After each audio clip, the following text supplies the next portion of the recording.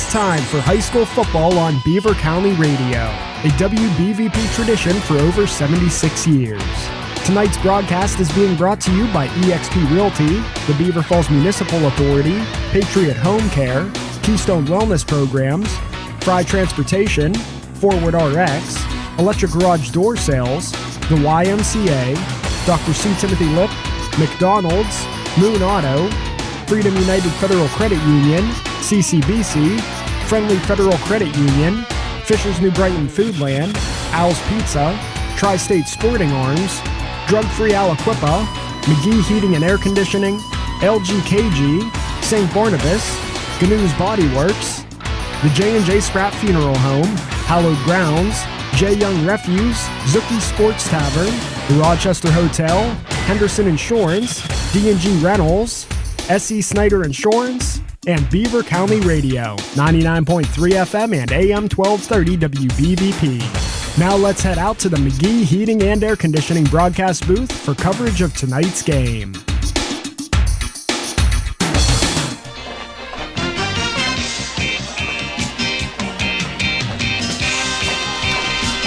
Here we are, Riverside High School in Beaver County, just shy of Lawrence County, just outside of Elwood City.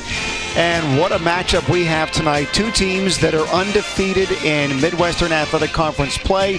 Both of them coming in on three-game winning streaks. And there's a lot to be determined here. It's early in the conference. However, this could really set either team up for a much easier path, not only to win the conference, but to be in the playoffs. Welcome, everyone. I'm Mangino, along with Mike Azadian.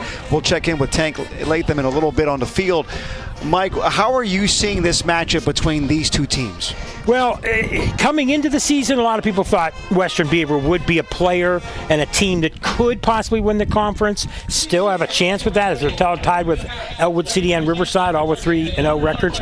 But no one really thought Riverside. No one did, because Riverside coming off a season last year that they didn't do as well. And I believe, are we ready for the national anthem already? I believe we are. Yeah. So we're going to have to stand.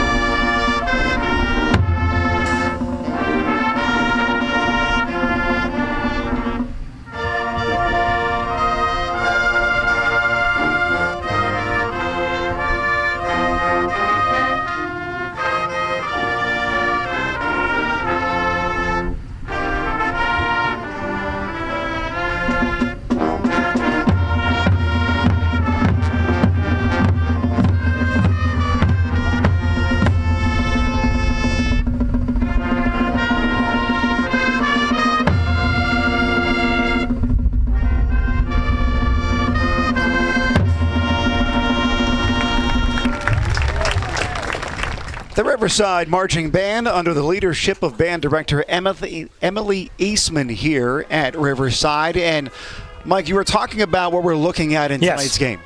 Yeah, exactly. I mean, this is two offenses that have really played well, especially Western Beaver.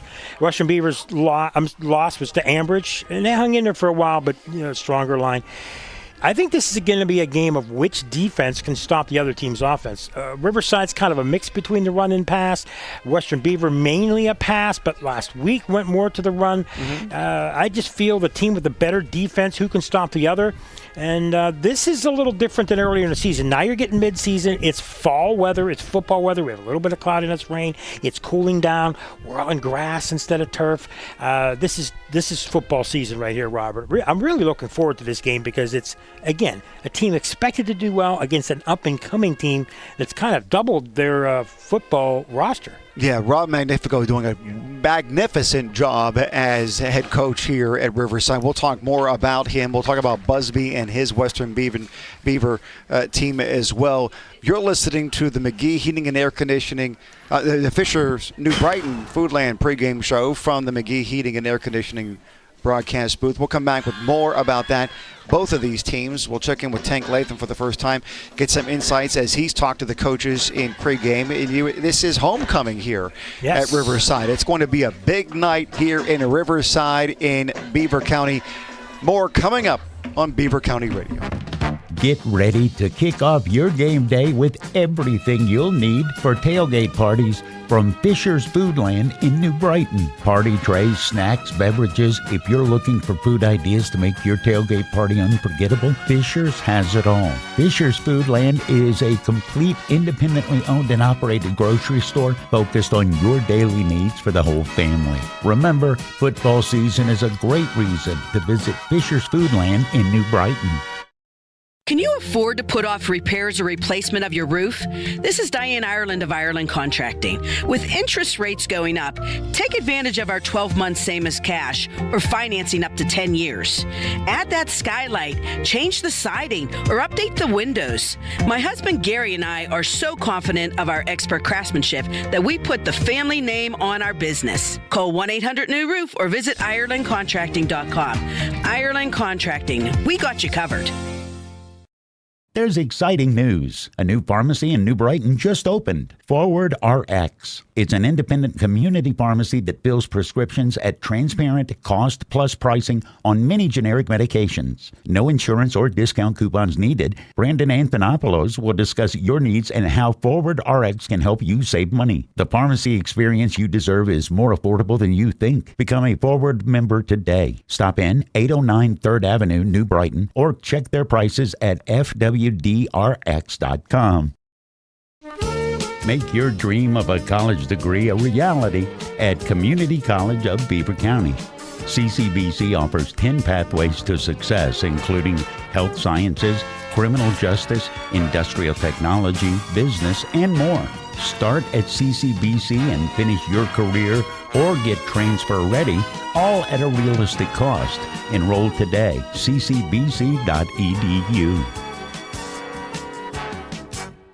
When it comes to school buses in Beaver County, it's hard not to notice the shiny Fry Transportation fleet. Fry Transportation has been a local family-owned Beaver County business for over 30 years. As any successful football team must be dependable and reliable, these same qualities have made Fry Transportation a champion operation. Best wishes to all local teams and safe travels to the gridirons this season from your friends at Fry Transportation.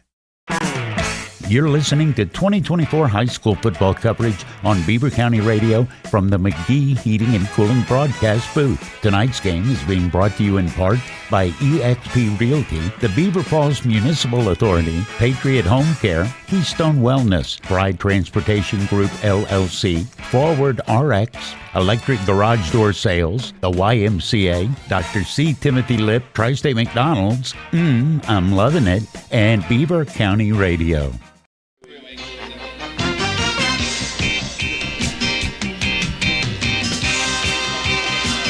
Welcome back to Riverside. The Fisher's New Brighton Foodland pregame show continues. Starting off with Western Beaver first. You mentioned earlier that loss to Ambridge. It was rather dominant by Ambridge, 30-14, especially as the game rolled on.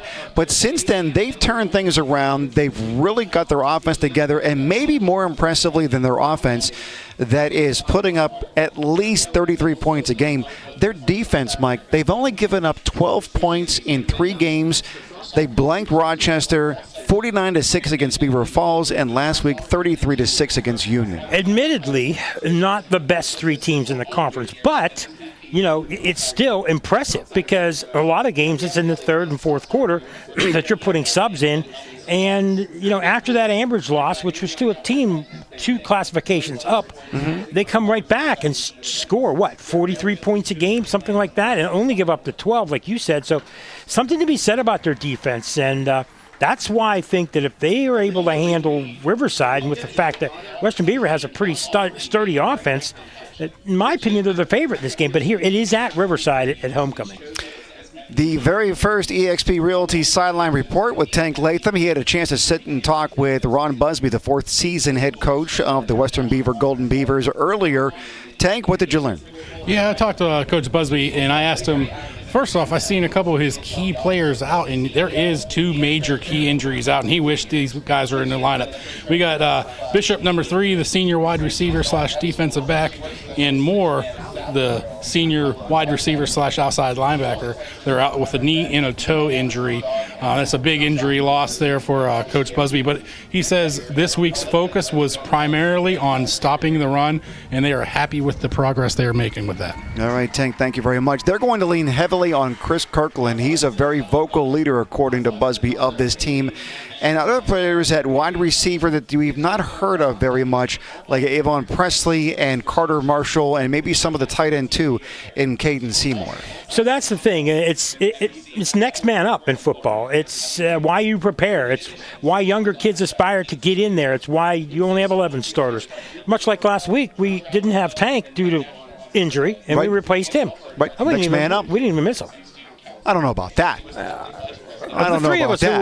Who would we miss the most? Of the 4 of us. Me, you, Curtis. 5 of us. Keith. Curtis? If Curtis wasn't here, I would be missing Curtis. You're the star. I don't know that anything could happen if we don't have Curtis. Yeah, I'd figure out how to set it up. How about this? Wyatt Sparvain, Braden Mayo. Here's to talk about 2 guys. They don't oftentimes put a running back in the backfield, but when they do, these guys can perform. Wyatt last week, 90 yards, 2 touchdowns in that victory against Union. Yeah, you know what? I mean, he really came out. I know they tried to run him against Ambridge, and he wasn't successful. They had a big running game the last few years, but replacing not a legend, but replacing a 3-year starter is kind of tough. But Wyatt's coming into his own now, and now the team's preparing for the pass and coming after the quarterback. Sometimes you're sneaking plays in there on offense as a running back because people are trying to stop the quarterback. So kind of nice to see Ron Busby diversify his offense some. When it comes to the offense, it's all going to be about Javen Peel. The way he goes, this team goes. He's already thrown for 1,000 yards this season. And you saw him, and I saw him, and he's got a tremendous amount of talent. But the big key is with him is being protected, and then when he knows he's not, getting rid of the ball quicker. You can't hold the ball in high school football 5, 6, 7 seconds and step up in the pocket. That takes years to be that good. He has to get rid of it quicker, know where he's going, and not wait so long. When he does that, he's successful because he's got a really, really good arm. Last year as a freshman, set a WPIAL record with the number of passing yards, first-team all-conference with the Midwest Athletic Conference, Player of the Year in the Midwest Athletic Conference. He lost 3 skill players to graduation, and it's going to be interesting to see how they're able to replace them. Dorian McGee and Mikey Crawford, they went to Cal and to Buffalo. They're playing at the next level. That's how good they were. And Busby was saying, listen, once you get rid of those big guys that are wanting the ball all the time, it's all about hungry and a couple of key players. Now you find out how good you are as a team. Yeah, you do. But, again, as you mentioned and alluded to earlier, 2 of the guys replacing all those guys leaving are hurt and out today for Western Beaver. So now it's their second man up. Will those guys be able to step up on their offense? So that's a big blow to them.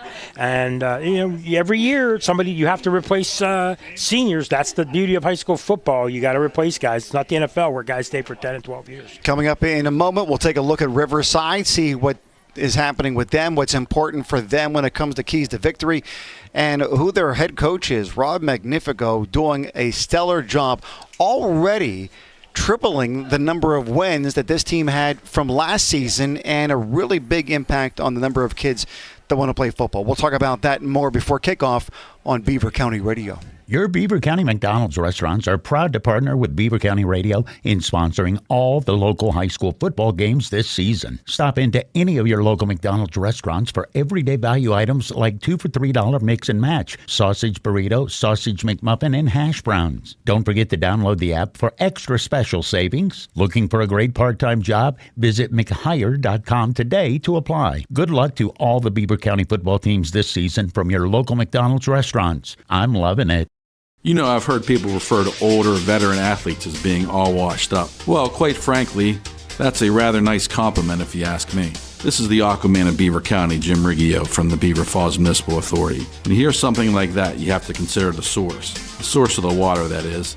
After all, getting washed up with Beaver Falls Municipal Authority water can't be a bad thing. That's because for over 80 years, we've made it possible for everyone to feel washed up, even if they are not star athletes. Click bfwater.net. Listening to live sports on the radio in Beaver County is a tradition. This is Craig Fontana from Moon Township Ford, and I ought to know. My dad, Bill Fontana, has called games for over 50 years.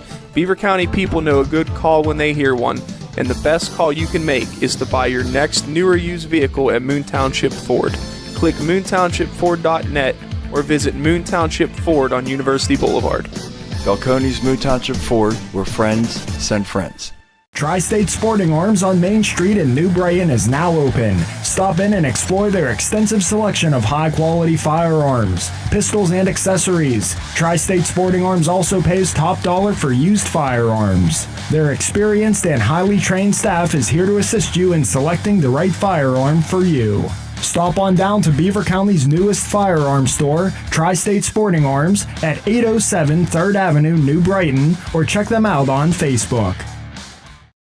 Getting into the lineup and making the team is easy at Freedom United Federal Credit Union.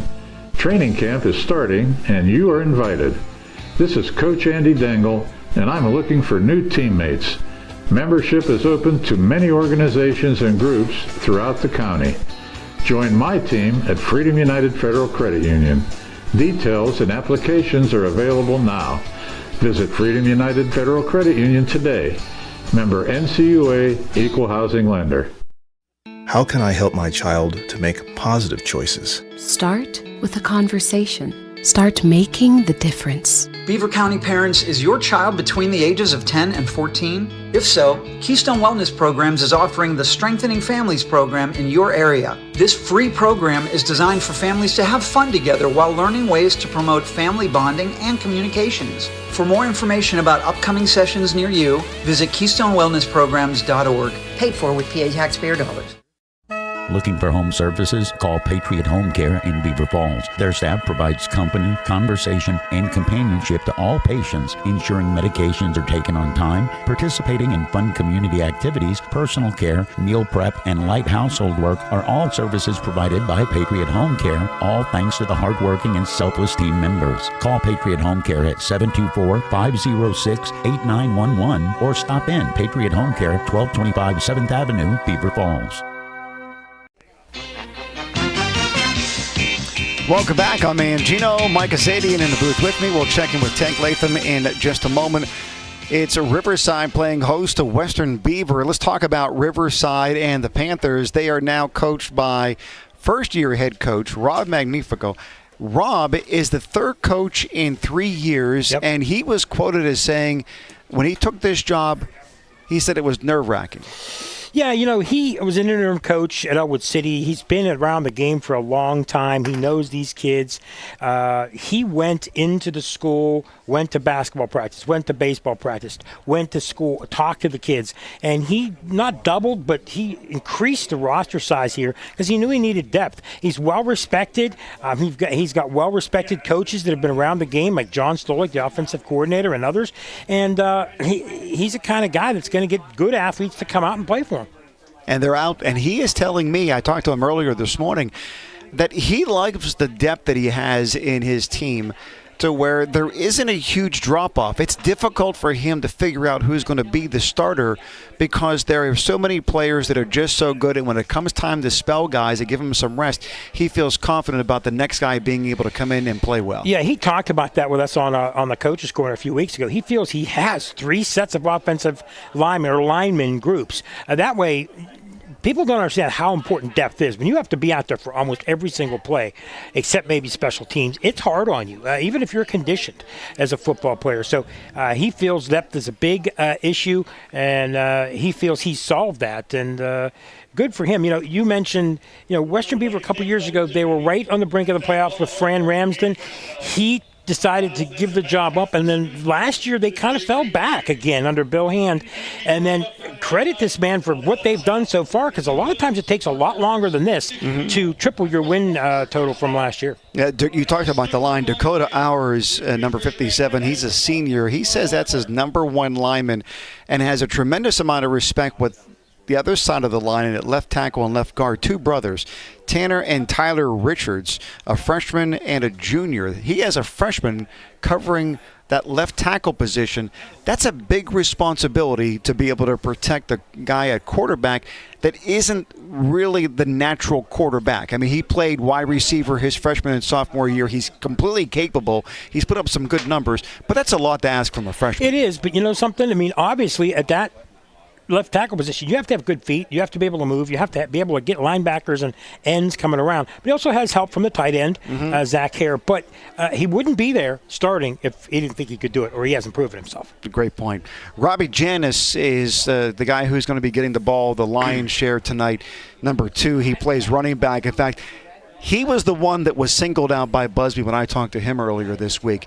That, listen, he knows Riverside's going to give the ball to number 2 all night long, and we got to figure out some way of stopping him. Exactly, and he's got 424 yards. He's their main guy, averaging 20, a little less than 20 attempts a game. But they're not just about running the ball. So every time you think he could get it, they've got some guys that they can throw the ball to as well. Yeah, Aiden Garcia last week, 10 of 17, 168. And 3 touchdowns. They're willing to put the ball up in the air. It's a very balanced offense over at Riverside. All right, when we come back, we'll check in. How about if we do this right now? Tank, you had the opportunity to speak to Coach Magnifico as well. What did he tell you about preparations for tonight's game?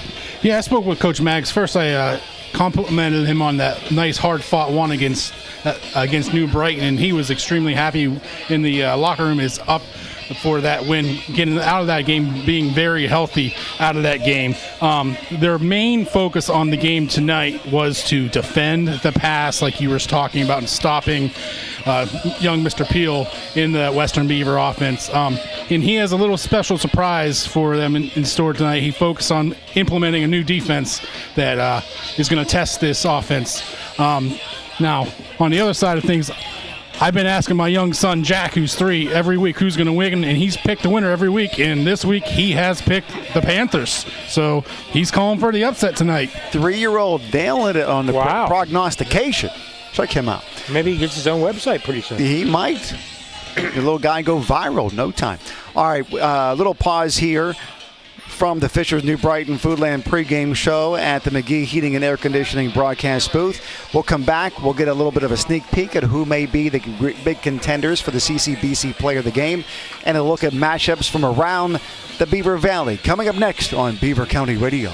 Looking for that special home or wanting to sell yours? Let the Lisa Latham team, brokered by eXp Realty, help you. Hi, I'm Tank Latham, and our goal is to make you feel comfortable whether buying or selling. Lisa and I strive to make the process as smooth and as easy as possible. We invite you to visit the all-new eXp office located at 926 3rd Avenue, New Brighton. Give us a call at 724-307-5472. Check out Beaver County home inventory on our website, lisalatham.com. The Lisa Latham team, results that move you.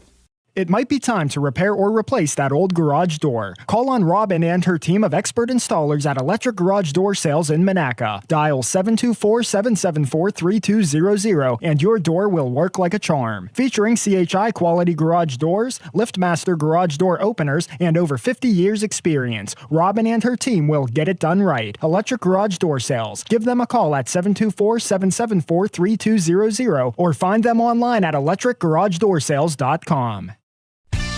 In order to call the right play, you have to be able to communicate. Dental hygiene not only affects appearance and eating habits, it can also have an impact on your ability to speak clearly. Dr. C. Timothy Lip wants you to keep your teeth in the game, and he has a playbook designed for success so that you can call the right play or even call an audible. Get suited up for a win, or at least a winning smile, by joining Dr. C. Timothy Lip's team in Beaver Falls or Robinson Township. Visit lipdentistry.com.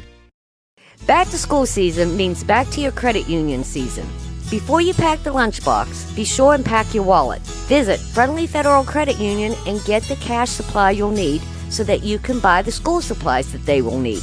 This is Cindy Hiladio. Stop into the principal's office and see me to sign up for an easy-to-manage personal signature loan. They're now available from $500 to $10,000 with approved credit. Friendly Federal Credit Union, member NCUA, Equal Housing Lender.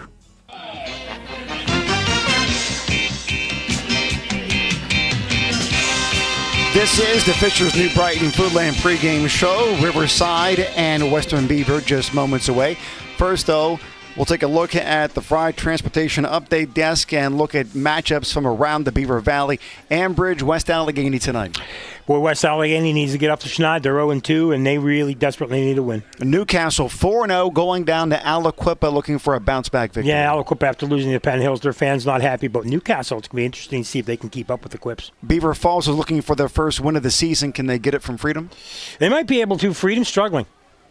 Montour and Blackhawk, big matchup tonight. You know what? Montour looks to be one of the classes of that conference, but Blackhawk at 3-2, they are a lot better than a lot of people thought they would be. Maybe the matchup in the Valley tonight, Central Valley and Avonworth, big one.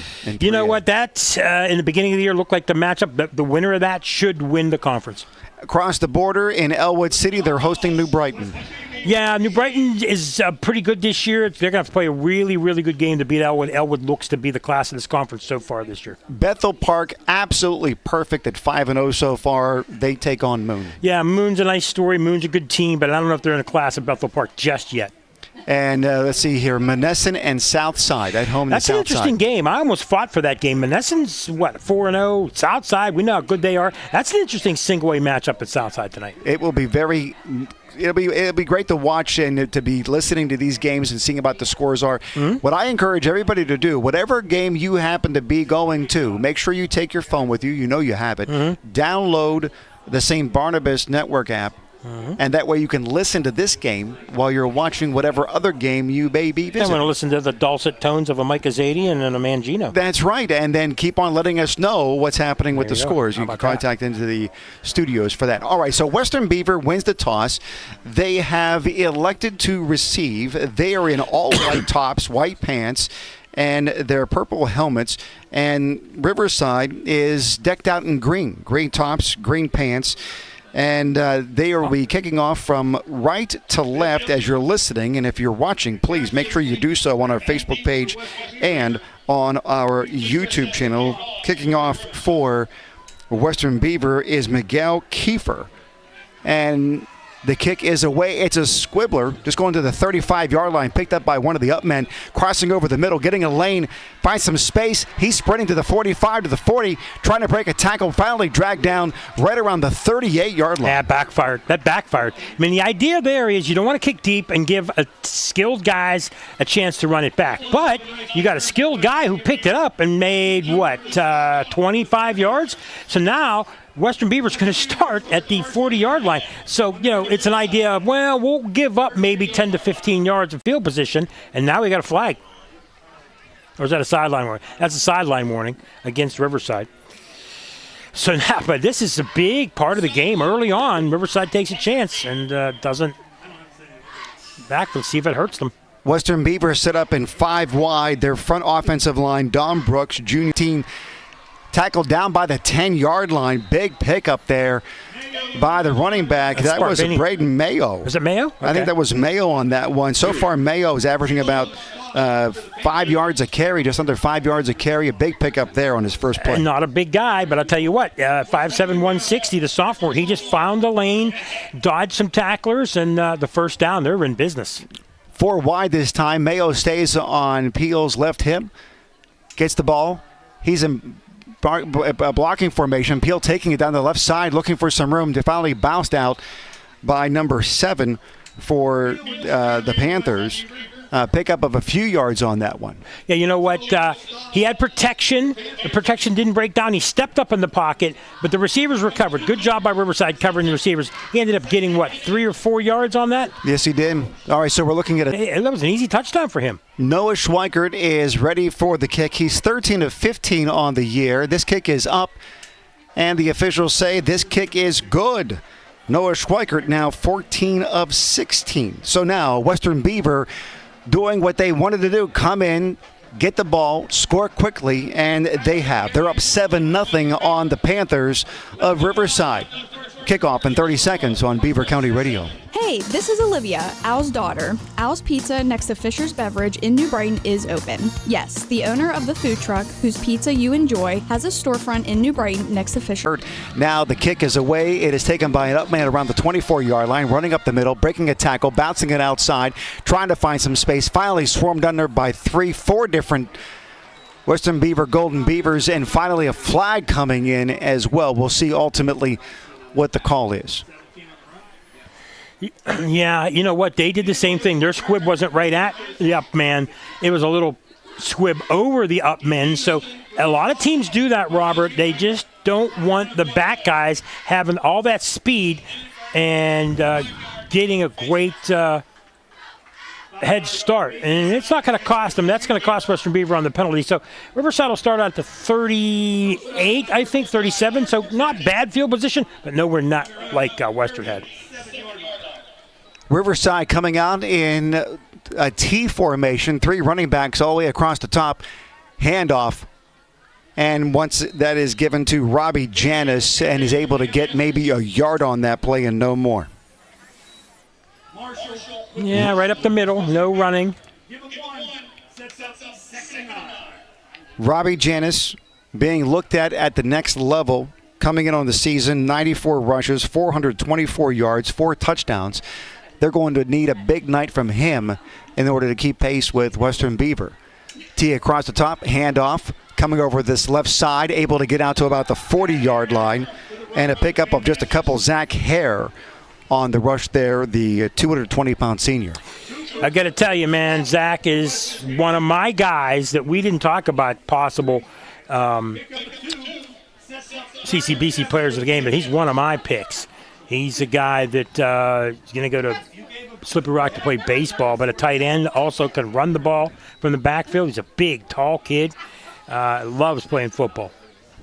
So now we're looking at a 3rd and long, 3rd and about 7 at this point from the 40. They've got to get to the Western Beaver 48-yard line. And a handoff to Janis, and he's not able to go anywhere on that one. Really bunched up at the 40-yard line, setting up a 4th and 7. Interesting. The misdirection plays. Fake to one running back, fake to another, hand another.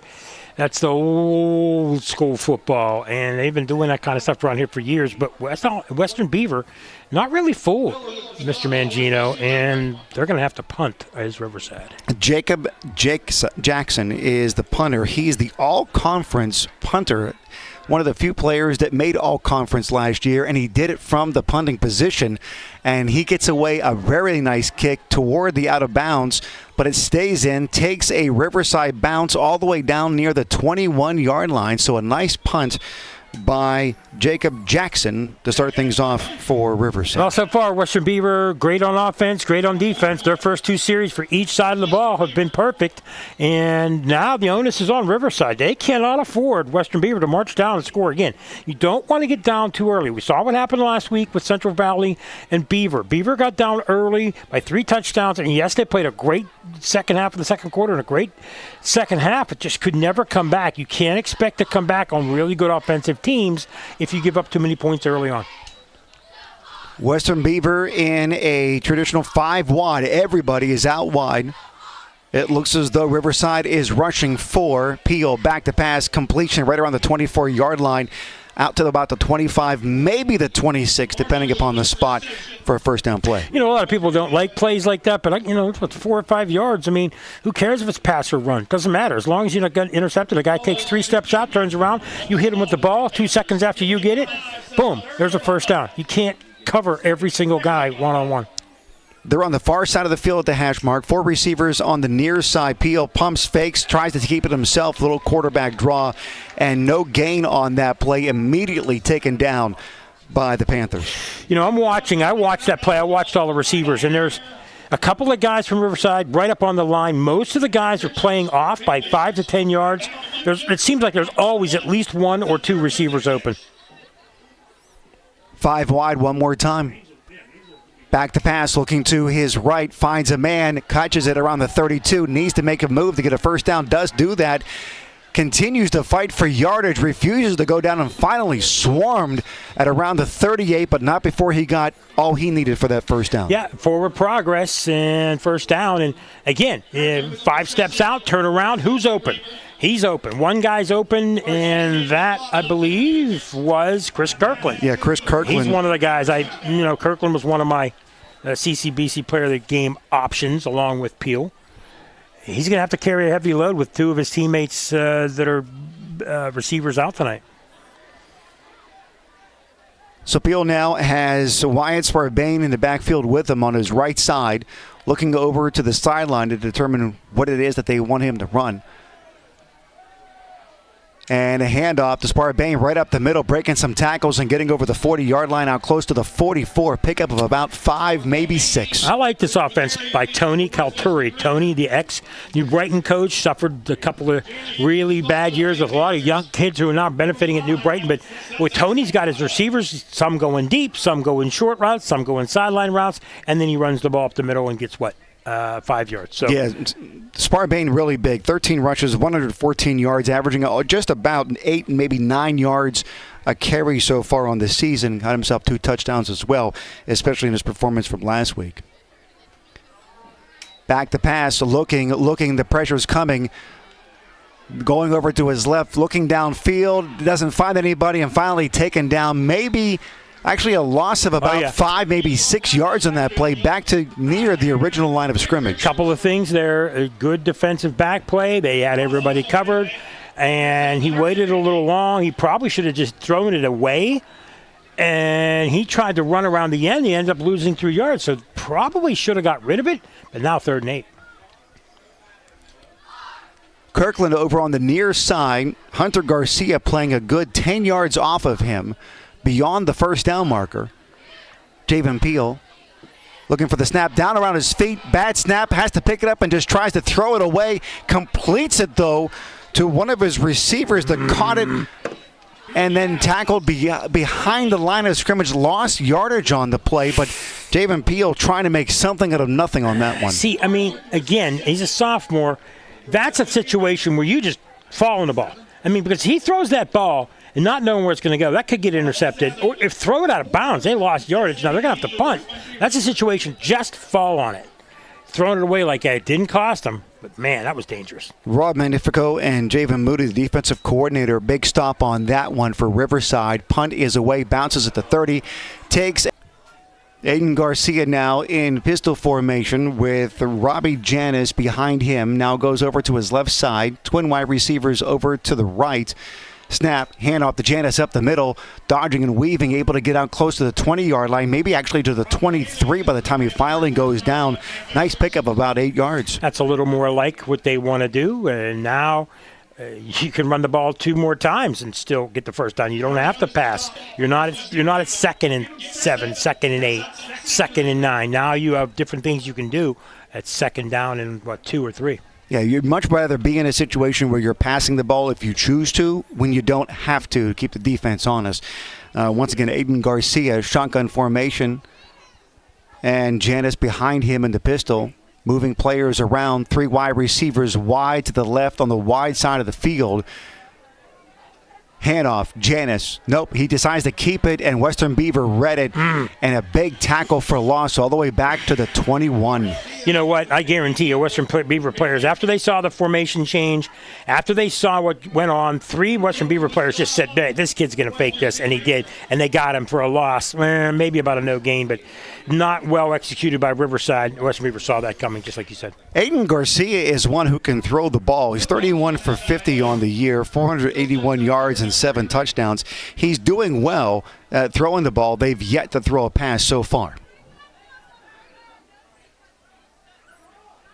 Garcia back. Hands off one more time. Janis has it over that left side. Breaks the tackle. Gets out to about the 28-yard line. Enough for first down yardage.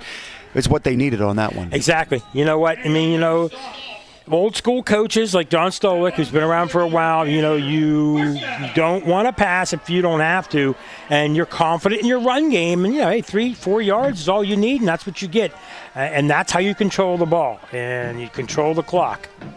That's exactly what they're doing right now. Looking at the offensive line for the Panthers, Tanner Richards at left tackle. His brother Tyler Richards is at left guard. Jaden Phillips is at center. Dakota Hours at right guard. And Brock Oliostro is set at right tackle. It's a big Riverside name, Oliostro. Garcia takes it, hands it off to Robbie one more time. Robbie up over the 35-yard line to about the 37, really close to first down yardage. Robbie Janis up the middle is working for them so far. You know what? He's a nice big kid, and he's a physical runner. He takes on tacklers, and if you could keep opening up holes, this could be a very, very interesting game. As we said early on, which team's going to stop which defensively? And right now, Riverside's got the hand up right now because they had the last defensive stop, and now they're running the ball right up the middle on Western Beaver, something they didn't do on their first possession. Yeah, big hole up the middle. Jaden Phillips, the center, and Tyler Richards, that left guard, making that big opening for Robbie Janis to run through. Two wide receivers split wide to the right wide side of the field. Snap, handoff. Robbie Janis one more time. Close to first down yardage. It's going to be a determination about where they decide to spot the ball, and then the officials are saying, move those chains, first down. Oh, wow. They're going to say it's at first down. Head of the ball. Our Tank Latham just texted me and said, huge hole on the offensive line. He would know. He's a former offensive lineman. So now they get it 1st and 10, second first down on this drive. Ball control, which Magnifico says he wanted to be able to do. Rain now falling here in Riverside. My guess is because of that, more of the ground and pound. Yeah, we'll have to ask Tank about that when we get a chance. He's down there on the field getting rained on. All right, there's a scramble mode for Riverside. Guys moving all over the place. I'm in type of game. Janis trying to bounce it outside, breaks a couple of tackles, runs with authority, almost gets close to a first down again. Pickup of about 6 on that one, setting up a 3rd and 1. I like Janis, man. I tell you what, he's a lot bigger of a runner. He's listed at 6'1", 215. A little faster than I thought he was, but he bounces off of tacklers, Mr. Mangino. He just went right and didn't look like he was going to get more than 4 or 5 yards, and he dragged tacklers all the way up to almost the 50-yard line. So he's 3rd and 1, and they're going to stick with this run game. It's eating clock, and it's the kind of game they play. Everybody's in tight. Ball's on the far side of the field, once again going from right to left. Wide receivers moving around. 3 wide receivers to the short side on the far side of the field. They fake the handoff to Janis, and then my goodness, Aiden Garcia was rushed so quickly. No time to respond. Eli Cooper came in from his defensive end position and put a lick on him. Love that play. I mean, they had I'm telling you, Western Beaver a couple of times just sniffed plays out. And they seemed to know that it was going to be a pass when it was a run situation. And now 4th and 1. What's Riverside going to do here? I got a feeling they're going to go for it, and I think they are. That's how they're setting up. There could be a poach bun here. Could be. But it's a 4th. A replacement of your roof? This is Diane Ireland of Ireland Contracting. With interest rates going up, take advantage of our 12-month same as cash or financing up to 10 years. Add that skylight, change the siding, or update the windows. My husband Gary and I are so confident of our expert craftsmanship that we put the family name on our business. Call 1-800-NEW-ROOF or visit IrelandContracting.com. Ireland Contracting. We got you covered. The unexpected happens. When it does, you have peace of mind that you can rely on your insurance agent. As an independent agency, S.E. Snyder in Rochester can represent you to several insurance companies, so we can get you the best coverage for the best price. We pride ourselves in customer service and honest sales, so you shouldn't feel pressured with an insurance quote. If you need a quote or have questions about the coverage you need, talk with us until you're satisfied. Call S.E. Snyder Insurance Agency in Rochester today at 724-774-3584.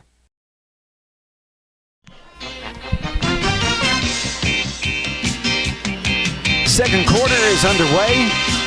Riverside inside Western Beaver territory. Robbie Janis trying to get some traction, unable, and it doesn't make a difference. There's a penalty on the play, and it looks to be against Riverside. False start against Riverside. The officials for tonight's game at Mr. Azadian. The referee is Denny Loria, umpires Adam Young, head linesman is Skip Napier, line judge Chris Sarich, side judge Bill Shank, and the field judge Bobby Joe Bellis. Nice to see the females getting in there. CCBC player of the game. We'll take a look at that coming up in a minute. The Fry Transportation Update Desk. Quick scores. Hopewell over Quaker Valley 7-0. That is in the first quarter. And the Moon Tigers 7-0 over Blackhawk in the first quarter as well to get the scoring started. Nobody else reporting scores so far that I'm coming across. A big sack behind the line of scrimmage. Great tackle coming in off the edge. Carter Marshall from his linebacker position. Big sack on Aiden Garcia. I thought that the site we're getting the scores from, isn't that the Bethel Park Blackhawks that Moon are playing? Yes. Yeah. I didn't think they were playing Blackhawk. Yeah. I'm sorry. Over the Blackhawks. Blackhawks. But I tell you what, that's a nice opening for Moon. That'd be a really big win if they could pull that one off. Yeah, Moon 7-0 over Bethel Park. Tigers on Blackhawks. All right, so now second down and a country mile. 2nd and 19. All the way back at their 42. Riverside splitting out 4 wide. Man in motion. Snap. Quick pass. In the flat. Set up like a wide receiver screen. Able to be at about 3 yards is all on that play and that quick pass and catch going out to Zach Hare. Now, penalties and missed opportunities costing Riverside right now, but still third down and looking about 15. So, I don't know. I could see maybe a screen pass here, something like that being set up. Then maybe you get yourself in the 4-down territory and go for it if you're close, but they need to pick up at least 8 or 9 yards to even think about that. Formation to start things off. Everybody's in tight. If you're listening on the radio, if you're watching on Facebook and YouTube, you're seeing it for yourself. They're going from left to right. Now the wide receivers splitting out 4 wide, 2 and 2. Garcia back. Pressure is coming. Throws it out to the right side. Left side. Intercepted. Back to the 50, 45, 40, 35, 30. He gets a couple of blocks trying to make some men miss all the way down inside the 25-yard line. Taken down at the 22. Interception by Chris Kirkland, your early onset favorite for CCBC player of the game. You know what? I mean, never should have thrown the pass. He had a guy coming at him. Here's Western Beaver. Great pressure. But the couple of times they wanted a pass, great pressure. And, it's a situation where he should not have thrown the ball. Yeah, they turned it on. All right. So now we have Western Beaver 1st and 10, set up at the 22-yard line. 2 wide receivers to the left. And now there is a timeout on the play. Western Beaver calling this just as they're taking over possession. That's a little bit of a surprise, isn't it? Well, it's a situation in the game where I don't want to say they pretty much have to score here, but you want to score. Knowing that Riverside, you right now know that you have their passing game under wraps. You've been able to rush their quarterback and get them to throw the ball away or out of bounds or just the interceptions. If you score here, you know they're an offense that likes to try to take time off the clock. If you get a 2-score lead, I'm not saying it's impossible for Riverside to come back, but it makes it harder. So you want to get everybody set. You want to get everybody ready. You got, 22 yards to go. You want to put one here in the end zone and take a 2-score lead. So it's important. So sometimes you don't have to save all your timeouts to the end of a quarter. Yeah, it's still raining here in Riverside. Not as hard as it was earlier, just a little bit ago, but still enough to make that football wet and probably played a role in Aiden Garcia and that interception he threw down the right side. Javen Peel, all his skill players over to the right, and a toss back and tackle behind the line of scrimmage. 48, Ryan Dugas in on the tackle. Magnifico said that so goes Ryan Dugas, so goes his defense. He is the leader vocally and physically. Nobody blocked him, and he saw that coming. How many times have we seen defenses knowing what plays were coming? He saw it, knew it, and probably Peel should have held on to the ball when he saw him, but maybe he didn't see him because he tossed it, and he got hit immediately. They're lucky they didn't fumble that ball. Everybody out in formation. Peel scrambling to his right, throwing it deep and over the head of Chris Kirkland, not able to bring that one in, setting up a third and what looks like 15. I'm going to say Brockway Aliastro, I think it was chasing him. Looked like one of the linemen. Good penetration there by Riverside to chase Peel.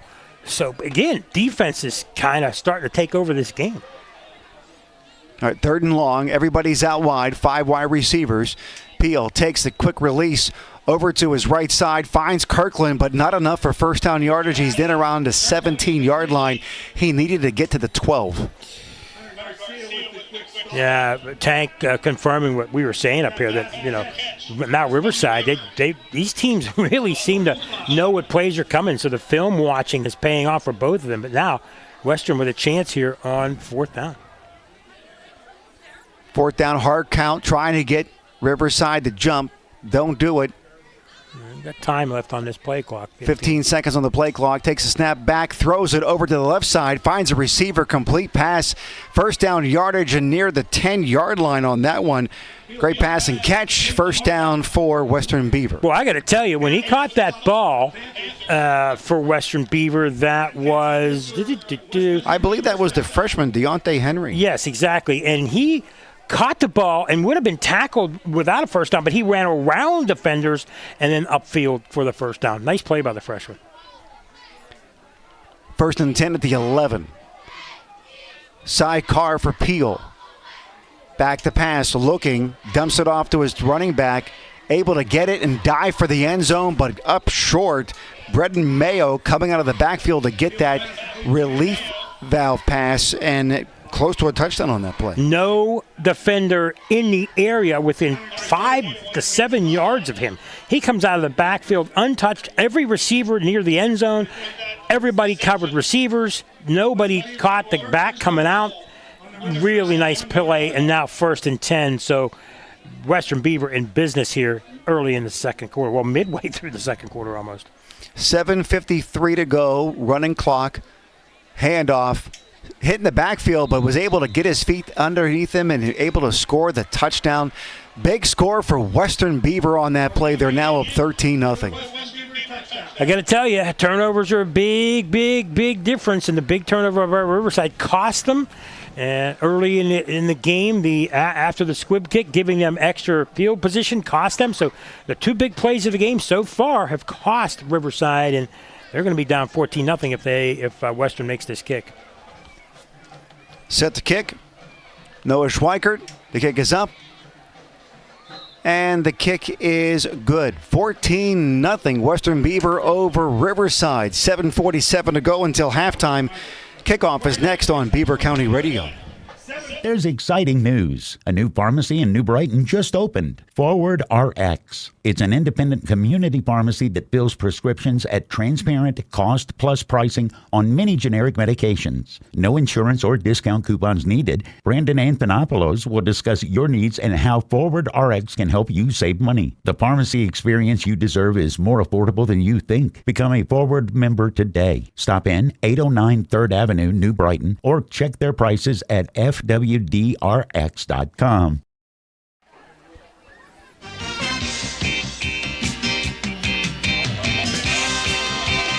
Western Beaver up 14-0 on Riverside. 7:47 to go until halftime. And Western Beaver running the game just like they had pretty much scripted it. Like you mentioned, key turnover and a miscue on special teams. And the whole thing is a little bit different if you don't have those two plays. Those are the kind of things that cost games. And it was Wyatt Sparbeni with the 1-yard touchdown run. Squib kick taken by an up man at the 30-yard line. Bobbles it and able to get out to around the 34. So Riverside gets it 1st and 10 from their 34-yard line.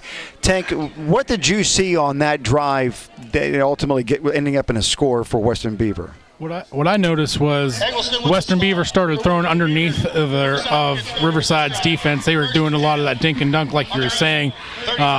They were sending their wide receivers deep and giving one underneath and giving that quick, little, easy touchdown. 1st and 10 now. Riverside looking to bounce back. after giving up a score to Western Beaver to have them go up 14-0. Ball's on the 35, right around the mid spot on the yard marker. Twin wide receivers to the left, handoff to Janice. Janice able to get maybe a yard at most, just not able to get the traction he was looking for and find a hole. Here's the thing now, in this age and these times, when you run the ball and basically 80% of your offense is run the ball, your offensive coordinator told me we do things like we've always done things, that's great. But when you're down a couple of touchdowns and you have only stopped Western Beaver 1 of the 3 times they've had the ball, it's going to be tough to come back on them. They're going to have to make some other plays in there, or they're going to have some big hit running plays, because they're going to eat up a ton of clock with this offense. Everybody's in tight. Now movement for the 4 wide receivers and the tight end. 2 wide receivers split out wide to the left side. Handoff. Janice, pickup of about 2, only to the 37. Yeah, Western, if they're not going to throw, they're going to load the box up. Tank told us earlier, Western Beaver loading the box up, and if you're not going to be throwing successfully and haven't proven you can throw downfield, why should we have guys back? And they're going to load up the box and try to stop Janice. Yeah, sometimes you need a passing game to open up the running game. You talk about a running game to open up the passing, and oftentimes works the other way around. John Stolick, the offensive coordinator, calling almost all run plays except for, I believe, 2 pass plays so far this evening. Same formation, twin wides to the left, fakes the handoff, throws it out to the left side, and then almost picked off. Wow. Brighton Mayo nearly picked it off from his linebacker spot. I got to tell you, again, a guy in his face. The Riverside's having a really, really tough time in pass protection. Yeah, and we've seen him throw the ball 4 times, and he just has no protection. He has to get rid of it. He's getting hit as he throws it almost every time. So there it goes again, almost intercepted, as you said. They have not given him any time at all, so boy, they're going to have to work on that if they want to move the ball downfield. Aiden Garcia, not only their quarterback, but their free safety shaken up.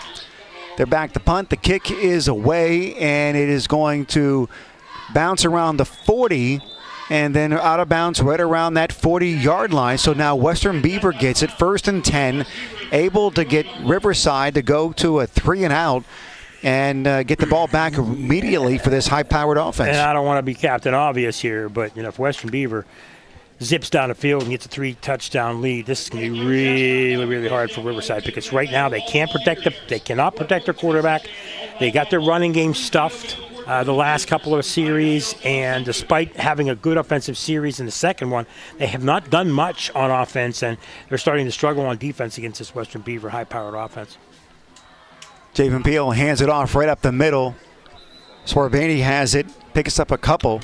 2nd down. And if you're Western Beaver now, you can afford to mix a lot of run plays in there, and you want to kill some clock now as well, because now the clock, even though it's only the second quarter, really becomes the enemy of these Riverside Panthers. Western Beaver, no huddle. That's the way they run things, whether they're in the lead or not. It's just the way their formation works. 5 wide receivers. Back, snap back around his feet. Tosses it out to Sparbaney around that right side behind the line of scrimmage, and still able to get up about a yard maybe, setting up a 3rd and long. One thing Tank pointed out to me as he texted, we communicate, only 3 down linemen for Riverside. And someone called a timeout. We got a timeout, Robert. All right, timeout on the field, timeout for us. Back in 30 seconds on Beaver County Radio. Can you afford to put off repairs or replacement of your roof?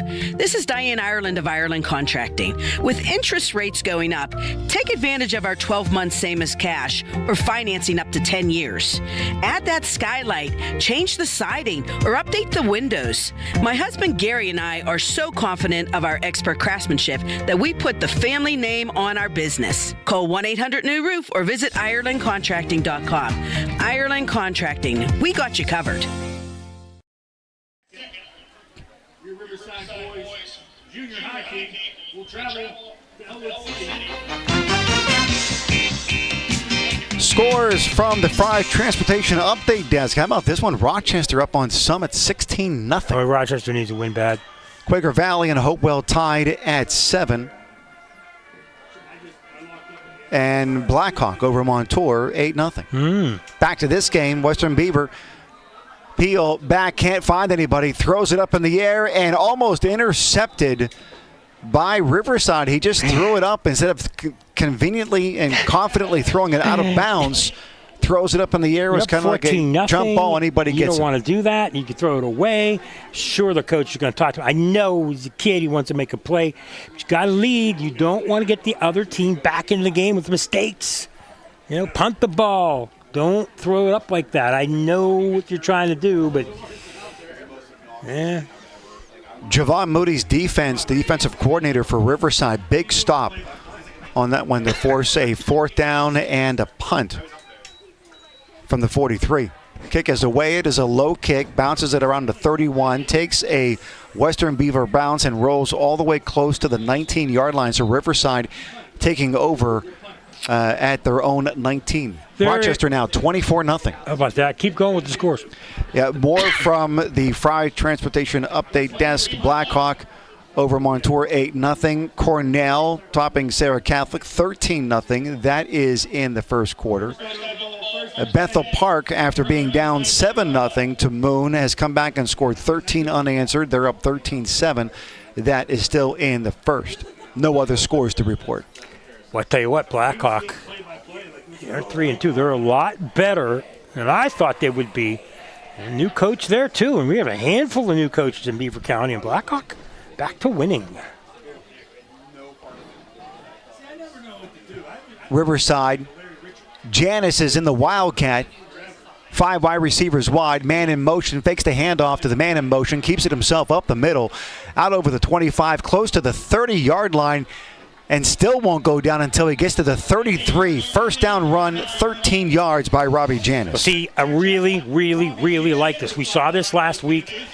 Teams that are not having success, willing to change and midway in the second quarter, late in the half, because they realize the things they're doing aren't working. So let's try something different.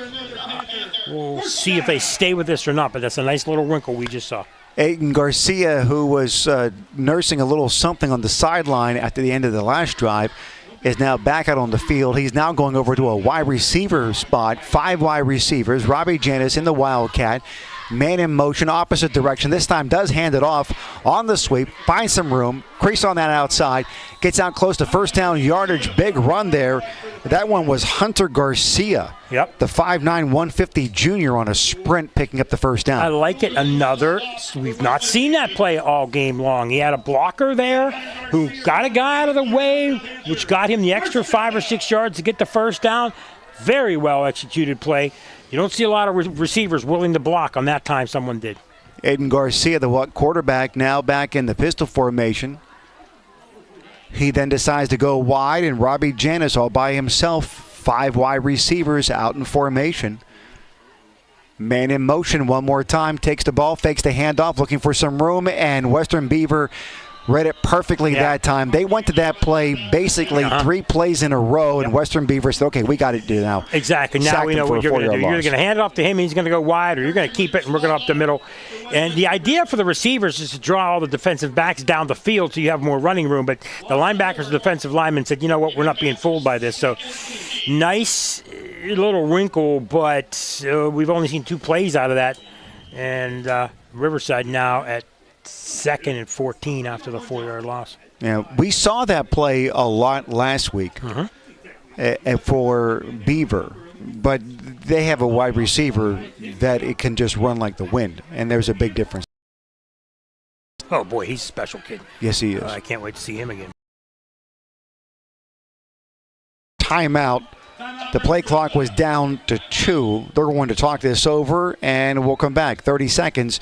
2:29 to go in the second quarter. 14-0. Western Beaver over Riverside. When it comes to school buses in Beaver County, it's hard not to notice the shiny Fry Transportation fleet. Fry Transportation has been a local family-owned Beaver County business for over 30 years. As any successful football team must be dependable and reliable, these same qualities have made Fry Transportation a champion operation. Best wishes to all local teams and safe travels to the gridirons this season from your friends at Fry Transportation.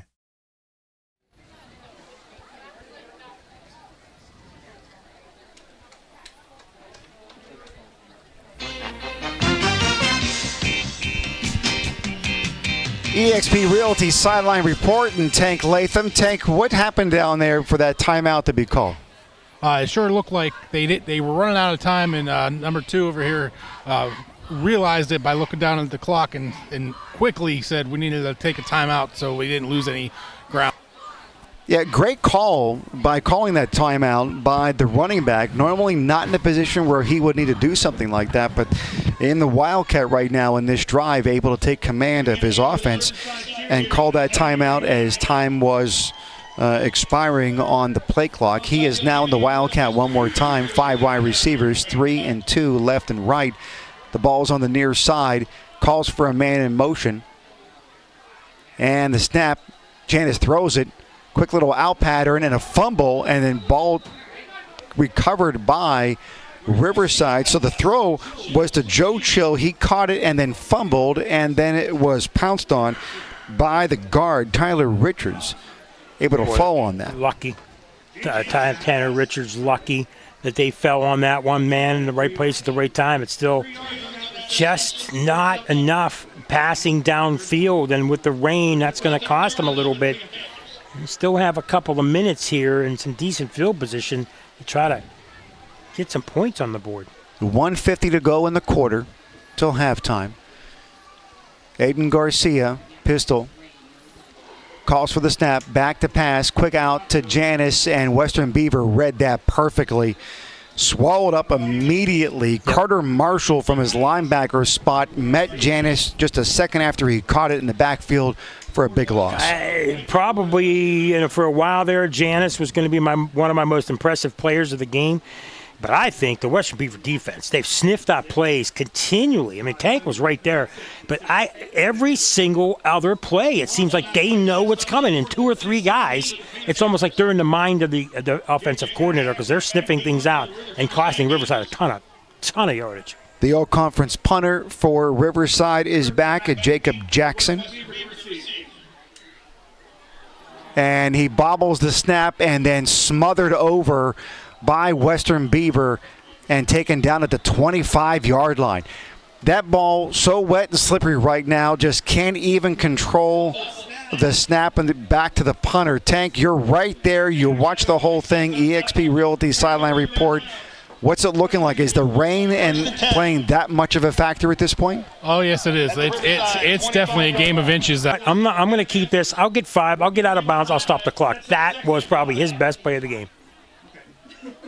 Peel back, 5 wide receivers, 3 and 2. 3 on the wide side, 2 on the short side. Snap low, able to get it around his ankles, and throws it out of bounds as the pressure was coming from Tyler Richards from his defensive tackle position. Richards a couple of times now. The Richards brothers really taking control on defense, but again, Peel smart. Knew there was no one downfield open. Knew someone probably told him on the sideline, quit throwing the ball for grabs. And he threw it out of bounds. Hey, 14-0, you've got the lead. Don't make mistakes down here near the goal line. 1:12 to go, 3rd and 5. Big stop here if they can get it for Riverside. Takes a snap, handoff right up the middle, and it looks as though first down yardage is going to be gathered, and it is. First down inside the 15-yard line for Western Beaver. Yep, and I believe we've got a timeout. And that's a smart play to get the first down, and now they got another set of downs with 1:02 to go. All right, so 1:02 to go. At this point, you can do whatever you want to if you're Western Beaver. If you want to run the ball, you've got a couple of timeouts here. Got a couple timeouts left, and, you can go sideline. You can sprint right like he did before. If there's a man open, fine. If not, get a few yards. If not, throw it out of bounds. You don't have to throw it in the end zone just yet. You've got a lot of time, and there is nothing saying you have to pass down the middle, but with timeouts, and you have at least one timeout left. Mm-hmm. They just used their second. So they're, right now I would say they're probably going to keep. You can still run here one play, but I'm thinking they're going to probably pass from here on in at the 14. I see some sideline patterns, get out of bounds quick, stop the clock. But for Western Beaver, they're thinking score for sure. Now, they also have a kicker, so, if they do get stopped, they might try a field goal. Noah Schweikert, good so far on the season. I mean, he's fantastic when it comes to extra points, and they're clearly within a range with the ball around the 14-yard line. Peel, back to pass, end zone.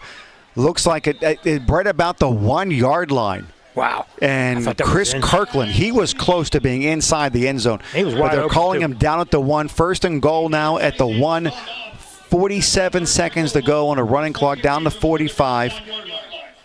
Wide open. And everybody's in tight. And a quick snap, spike of the ball in order to save some clock. 36 seconds left. Interesting play. Western Beaver has one timeout. Interesting. But they wanted to save it here. Yeah, I mean, run the ball if you get stopped, and you still have time to spike it the next time. Kind of interesting they spiked it now. I guess you could do that. You still got another spike in you if you want, but that's an interesting play there. After this, I got a score update for you, too. Okay. Handoff. Braden Mayo over that right side. Touchdown. Braden Mayo. 1 yard run over that right side behind Logan Kane and Blaine Crislip. Kane at 205. Crislip, the right tackle. 6'4", 280. Yep. And after one quarter, the Blackhawk Cougars are leading. I believe we're playing Montour. It's 8-0 in the first. Courtesy Mr. Frank Sellebeck, one of our basketball announcers, football as well. The kick is up, and the kick is good. 21-0. Western Beaver on Riverside. 31 seconds to go until halftime. Updates from the Fry Transportation Update Desk. Rochester, they have come alive. 30-0 on Summit. Quaker Valley, Hopewell tied at 7.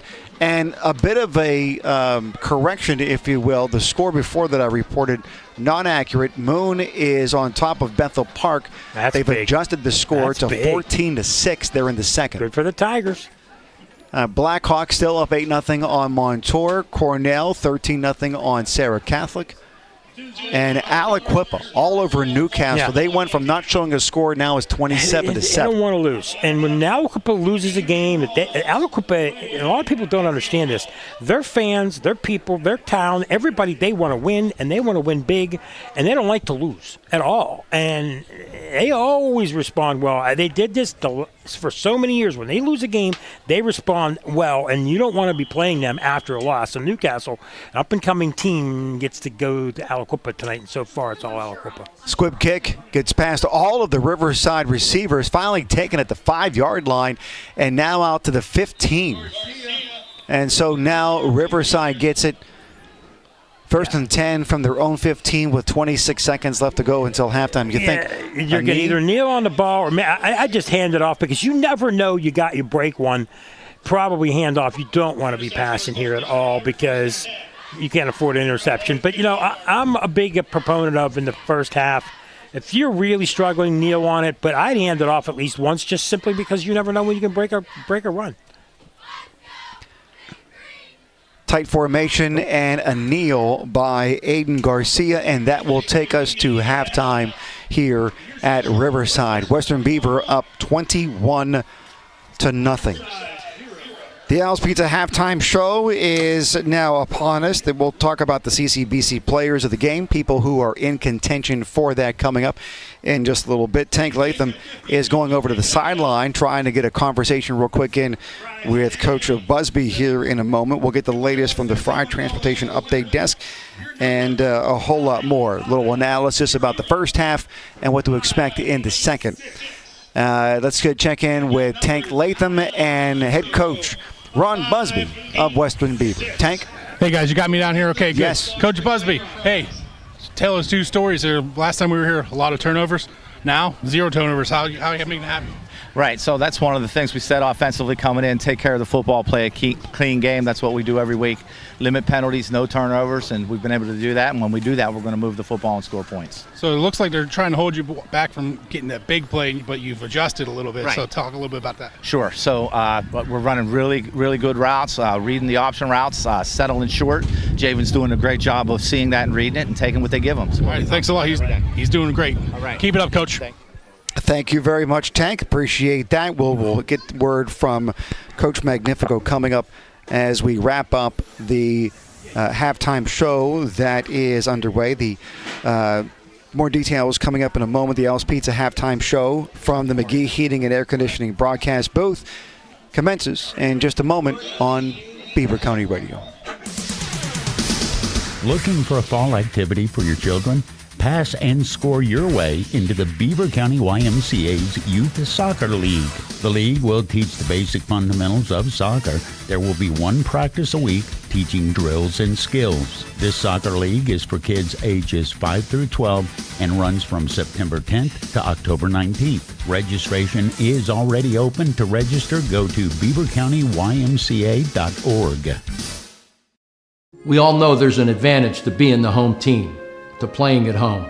And at LGKG, we have been your home team for over 90 years. We're more than just a law firm.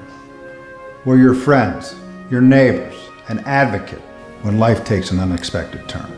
We're not just lawyers that practice law. We live in this community, just like you. When you need us most, we're at our best. Falling in love is one thing. Having anxiety about falling is a whole different subject. If you or a family member are concerned about falling, and yes, either up or down the stairs, or maybe even out of bed, St. Barnabas has a special message and some ideas just for you. Years of experience in working with people who are prone to falls has given St. Barnabas special expertise in this area. Call them at 724-443-0700 and learn about ways that you can begin to feel more confident and safe, including suggestions that you can implement right now into your daily routine. Call St. Barnabas at 724-443-0700. For many years now, St. Barnabas has been helping people fall, in love that is, with their new, better life, a longer life, a risk-free life. Call St. Barnabas now at 724-443-0700 or visit stbarnabashealthsystem.com and learn more about living longer and better.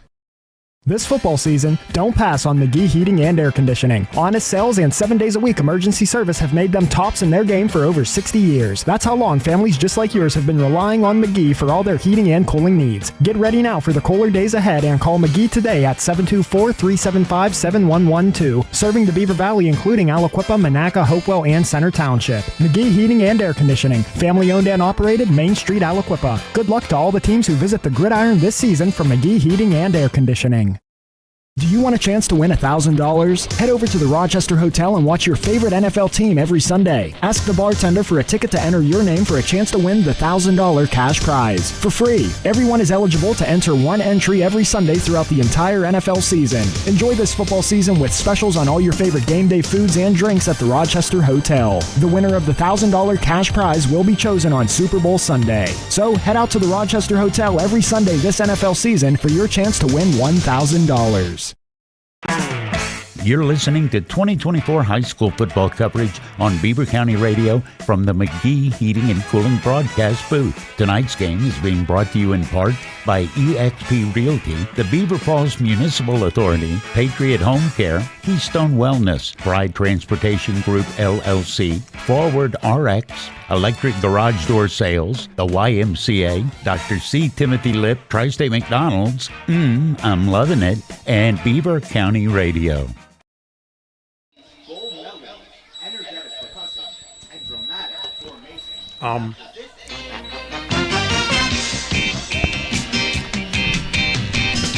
The Al's Pizza halftime show continues, so let's talk about some scores from around the Beaver Valley at the Fried Transportation Update Desk. How about Rochester absolutely turning things on? I don't know what happened, but they're now up 36-0 on Summit. Couple of things. One, they're upset. Gene Mattock's upset. And Summit, they're a team with a lot of issues, a lot of agitated youth that you don't always have the same kids coming back, but Rochester definitely taking advantage. They need a win desperately. Last week, Aliquippa loses for the first time since September of, 21. I believe they lost to Central Valley in that game. Who knows when the last time was they lost 2 in a row. Newcastle went down unblemished, and they're realizing what the conference is really about and what Aliquippa really can bring to the table. They're losing 27-7. Maybe a healthy Tyke Hayes. He missed the last 2 games. Aliquippa upset they lost. They don't like to lose. They're going to come home. They rarely lose at home. I don't know when the last time they lost at home is. And nice story for Newcastle, but tonight down 20, and they better pick it up in the second half, or that's going to be a long bus ride back to Lawrence County. It's been a long season for Hopewell so far, running into a lot of powerful teams, and they're playing a good one tonight. They're up 14-7 in the second against Quaker Valley. I got to tell you something. We had them on last week on the Coach's Corner, and I really like what Coach Modis is doing. We saw them against Beaver. They compete early, but they don't have depth right now. They only have a couple of seniors playing, a handful of juniors. They're a young squad. Look out for the Vikings. They're going to get better. It might not come this year, but their attitude and the way they do things, I really like Hopewell for the future, and they're playing well against QB, a team that just is having a tough go of it.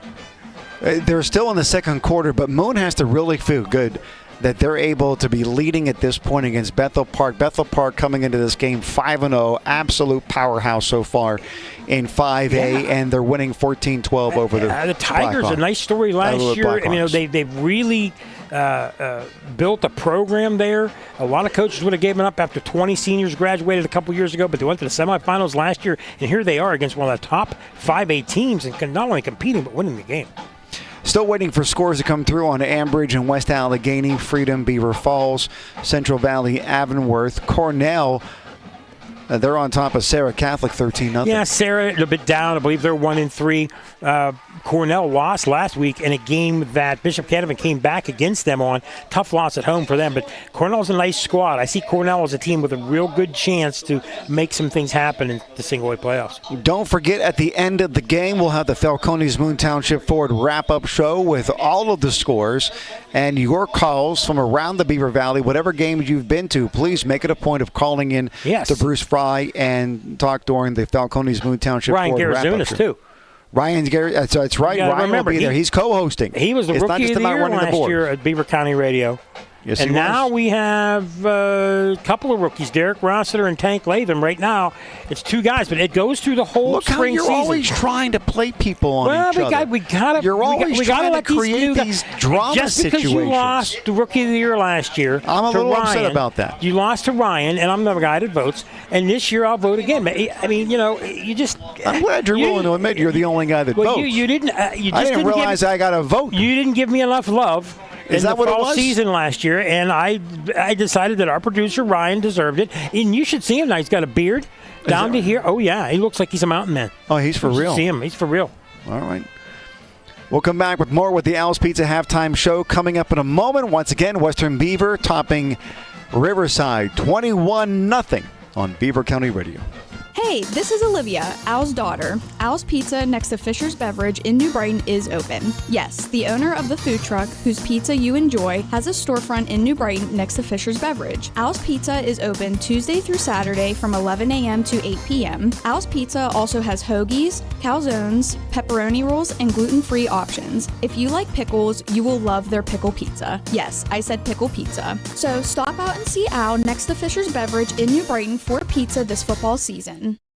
The unexpected happens. When it does, you have peace of mind that you can rely on your insurance agent. As an independent agency, S.E. Snyder in Rochester can represent you to several insurance companies, so we can get you the best coverage for the best price. We pride ourselves in customer service and honest sales, so you shouldn't feel pressured with an insurance quote. If you need a quote or have questions about the coverage you need, talk with us until you're satisfied. Call S.E. Snyder Insurance Agency in Rochester today at 724-774-3584.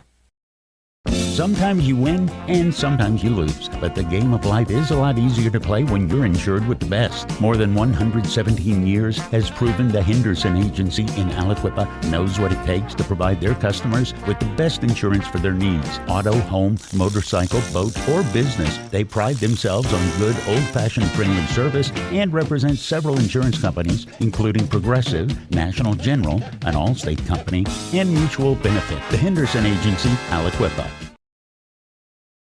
Did you know that if you have the ability to listen to the radio, you have the ability to dig a ditch? It's true. By renting the right equipment from D&G Rentals in Beaver Falls, you can turn big projects into simple ones. So if you can master your cell phone, you can probably build a new patio or pour a new sidewalk. You already have the know-how, you just don't have the right tools. And that's where D&G Rentals comes in. Visit dgrent.com. So remember, if you can change the channel, you can probably change a transmission with a little help from D&G Rentals. Zookie's Sports Tavern on Constitution Boulevard has the best wings and homemade sauces in Beaver County. Zookie's Sports Tavern is the perfect place to grab a bite to eat or a cold beverage before high school basketball games. Zookie's Sports Tavern has a heated and enclosed outside bar equipped with several big screen TVs and is the ideal place to watch all of your favorite sports. Don't forget to become a VIP for discounts and special offers at Zookies.com. That's Zookie's Sports Tavern on Constitution Boulevard. I'm Tiani and I'm equipped. Hi, I'm John, I'm a Bobcat. Hi, I'm Cassie and I'm a warrior. I'm David and I'm a warrior. Hi, I'm Dominique and I'm equipped. This is Daniel from Hopewell, a proud Viking. Well, it's true that when it's game time, we might be on different sides. It's the other team that we are all part of. A team that will make a real difference once the season is over. That's because we are all training for a very long and profitable postseason at the Beaver County Career and Technology Center. For 45 years now, the Beaver County Career and Technology Center has been creating top-notch performers from all local Beaver County high schools. Our spirited recruits have made the starting lineup and performed like all-stars in many different fields. Why not join our team? Visit bcctc.org, celebrating 45 years as the best place to start a career. The Beaver County Career and Technology Center. You're listening to 99.3 FM, presented by St. Barnabas, in addition to 1230 WBVP Beaver Falls. Welcome back to the Al's Pizza Halftime Show from the McGee Heating and Air Conditioning broadcast booth. I'm Mangino, Mike Azadian with us, also Tank Latham. Let's take a look at CCBC Players of the Game considerations. I know it's early, it's only halftime. However, based upon what we've seen in the first half, let's start off with Riverside. For me, it's really about one guy who's worthy of consideration, I think and it's Robbie Janis. Yeah, I agree. I mean, he's the guy that's really done everything on offense. They've really not had anything but him, and he's the guy that's kept drives going, but they haven't been able to keep drives going very long as we're here for homecoming ceremonies. Yes. Right now, on the Western Beaver side of things, there are a number of players that we can be talking about. One is Chris Kirkland, well with receptions, big interception to stop a drive that turned things back over and that Western Beaver went and scored on. Your thoughts about Chris Kirkland as a consideration? I think he's a consideration. I think Peel's a consideration. Also, Braden Mayo's having one heck of a game, as is Wyatt Sparbini. So to me, it's a four-headed monster there. I mean, Mayo's got 2 touchdowns and a couple impressive runs. I really like what they're doing with their running game, so it's kind of up in the air yet for Western Beaver. All right, let's see what Tank is thinking about this. Tank, when you look at this game from the field perspective, I mean, you're right down on that field and you're able to watch all of this. When you look at both sides, who are you seeing as people who are really getting your attention for consideration for the CCBC player of the game?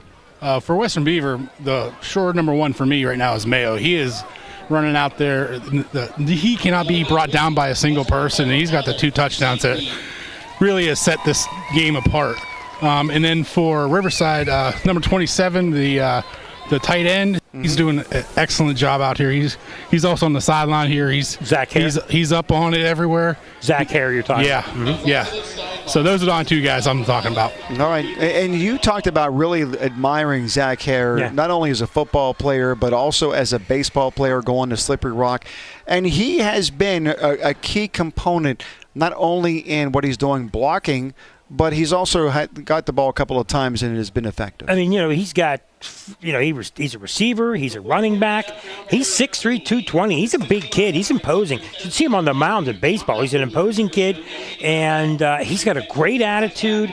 When you talk to him about football and you talk to him about his teammates and everything, he's got a tremendous attitude. So I really like a senior who could easily say, I just want to play another sport. Sticking with football with his teammates.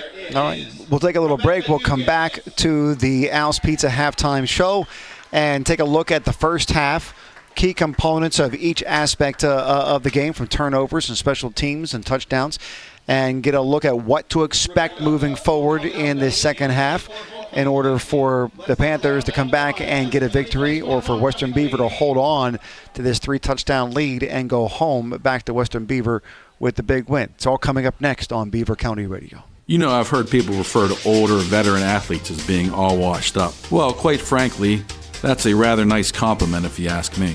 This is the Aquaman of Beaver County, Jim Riggio from the Beaver Falls Municipal Authority. When you hear something like that, you have to consider the source of the water, that is.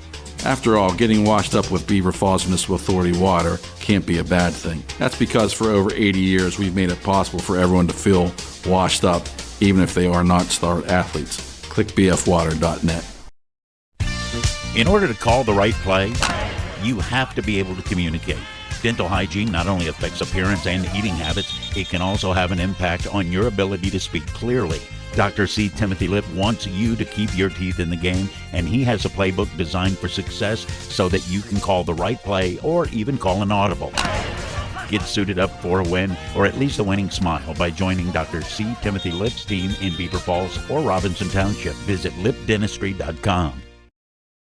Looking for that special home or wanting to sell yours? Let the Lisa Latham team, brokered by eXp Realty, help you. Hi, I'm Tank Latham, and our goal is to make you feel comfortable whether buying or selling. Lisa and I strive to make the process as smooth and as easy as possible. We invite you to visit the all-new eXp office located at 926 3rd Avenue, New Brighton. Give us a call at 724-307-5472. Check out Beaver County home inventory on our website, lisalatham.com. The Lisa Latham team, results that move you.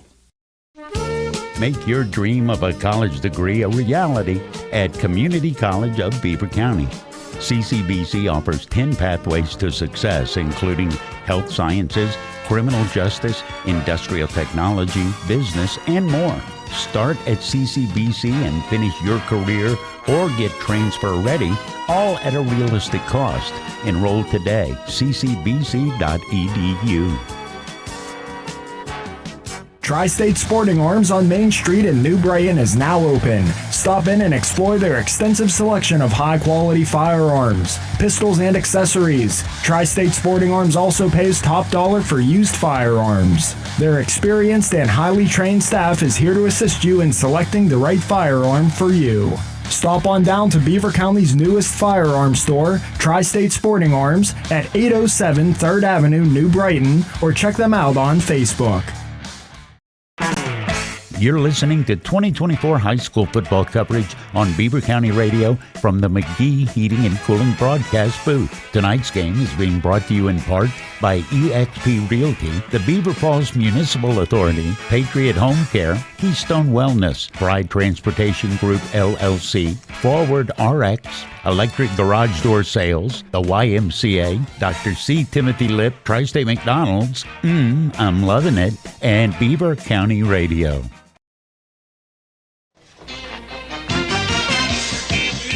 You're listening to the Al's Pizza halftime show. I'm Mangino. Mike Azadian. Tank is on the sideline. And real quick, before we recap the first half, a couple of important scores. Central Valley, Avonworth tied at 14 at halftime. That's a big game. You know, we thought about that one, but a lot of crews doing it, and we got to give love for other teams in the county, but that's a big game.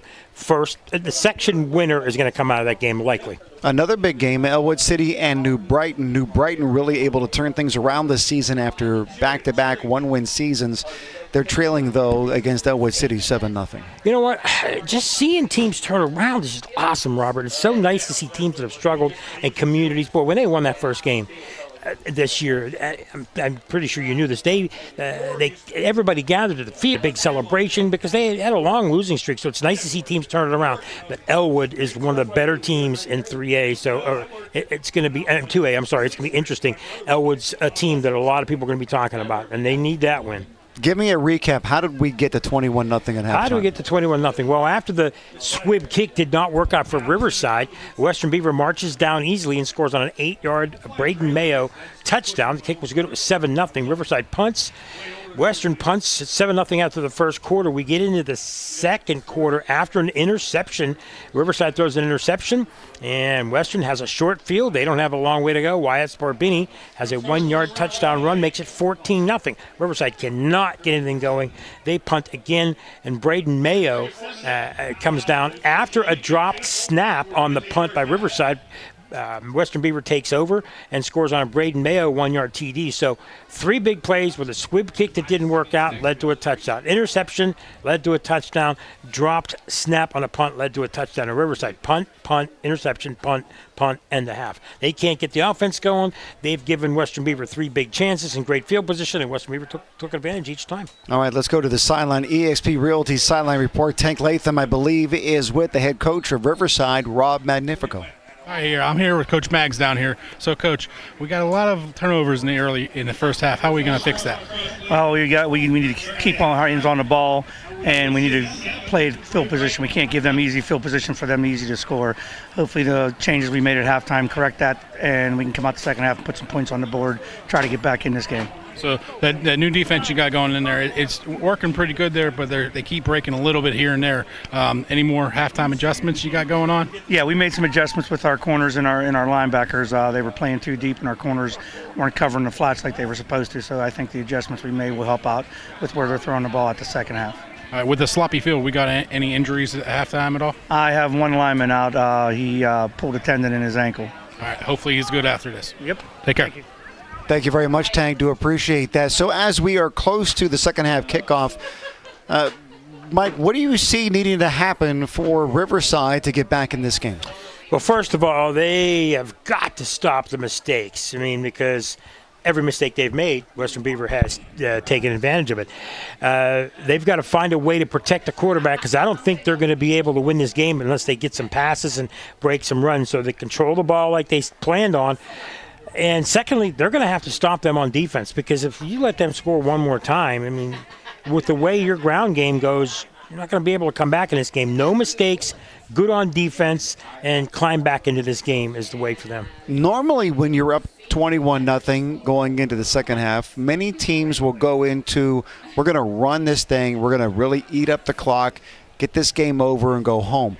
That's not the Western Beaver method of running offense. Do you see them changing their offense in the second half? I really don't. I mean, I think they're just going to try to control it too. They may run a little bit more, but they've run more than we've seen before with Mayo and Sparbini. So maybe they'll get more, but they're also with the short passes. I see them trying to stay in bounds a little bit more and try to eat up clock. But you know, if they don't get short fields, we're going to try to eat up clock and get long drives and keep the ball out of Riverside's hands. Key for them, keep the ball out of Riverside's hands, because you never know if Riverside has changed anything, and you don't want to let that team. And again, if Western Beaver needs to stop, they can't make any mistakes, because you don't want to put Riverside right back in this game. One of the things that I noticed is that Riverside, they're playing a softer coverage in that first half. Coach talked about making some adjustments there, but they've not been able to get any real pressure on Javen Peel during the course of this game, forcing him to make some real tough decisions really quick, except for those organized scrambles out to the right or to the left. A couple of times they got some pressure on him,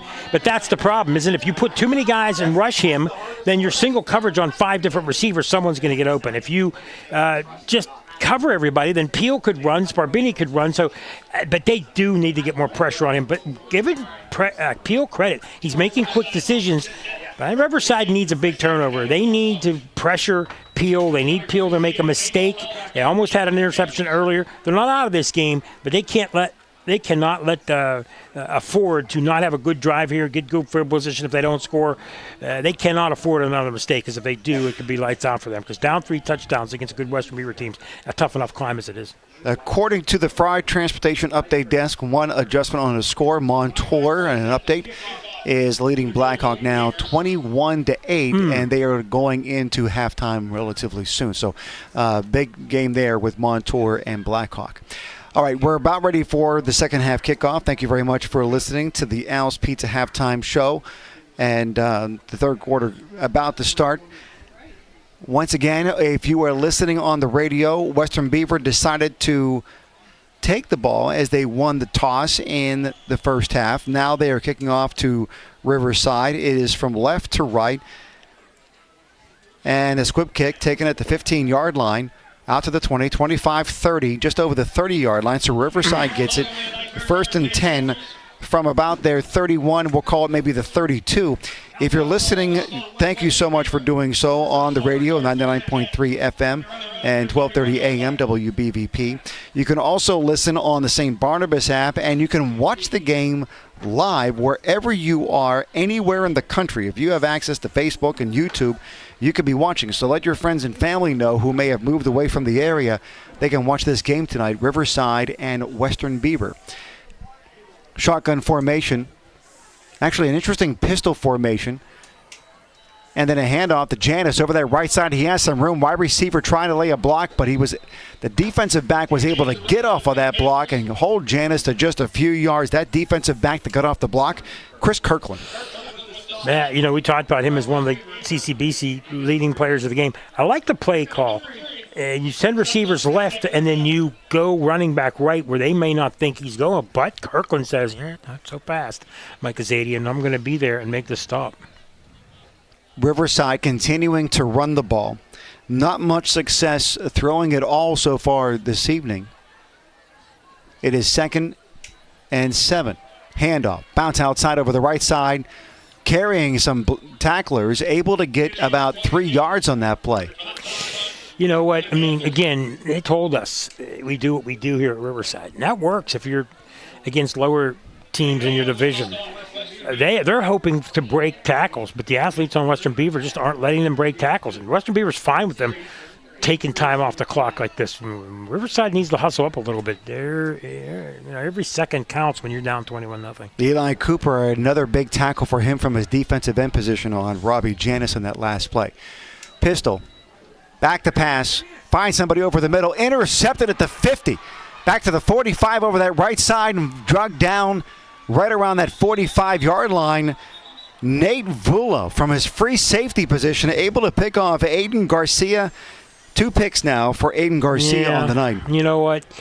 He didn't have a lot of pressure on him back that time, but, the way he threw it, he was kind of like leaning backwards and not really throwing and leaning into it and kind of let it up there for grabs. And that's another big mistake, and that is the 4th big play there that's going to cost Riverside. This game of football is a game of mistakes. He was trying to hit Joe Chill over the middle, and Vula just went up higher than Chill did. Handoff, and then went down at the 47-yard line. Yeah. What happened there was a 5 wide, and there was an attempt to be able to run a sweep, but may have looked like a bit of a setup for a flea flicker. And just as he was turning back toward Janis, a slip and fall on that play. Yeah, that was Avon Presley, I believe, freshman wide receiver. He slipped and fell. I mean, it is a wet field down there. It is. Everything's happening in front of Tank, by the way. He's got the perfect seat. Well, Pass not this time. Out to Kirkland. And a catch right around the 47-yard line. I'm mistaken. Back to the original line of scrimmage. I'm sorry, I was mistaken. Tank's on the opposite side now, but that was where he was most of the game. And interesting, they got a freshman receiver in there. And you're right. Who knows what that play would have been, but it was right in the middle of the field where it's most muddy. So 3rd and 11. Riverside defense, led by defensive coordinator Javen Moody, dialing up some good plays against Javen Peel. Pressure coming, screen pass over the middle, breaks a tackle, 40, 45, first down, all the way inside the 35-yard line. Big play. Number 14, Avon Presley. Yep, and man who fell on that first down play. Boy, he is not a big kid. He is listed at 5'7", 140, likely one of the smallest guys. But, boy, he got that ball, and he motored. He got around a couple of guys. He was open. I like using him, and he's a freshman. You're not using him all the time, but he's a weapon. He's a guy to watch out for, especially when they got a couple of guys out. It's a big third down play. Peel now, shotgun, sidecar to his left. Hands it off straight up the middle. A couple of tacklers get him around the 30-yard line. Pickup of about 2 yards on that play. Braden Mayo on the run. Yeah, you know what? I mean, right now, Western has not this is it. It's a game of mistake. They have not made any mistakes. A couple of drives stalled, but they're holding on to the ball. In wet conditions, they haven't thrown interceptions. Peel a couple of times got away from some things that he could have made mistakes, but they're moving the ball better than Riverside. That's all there is to it.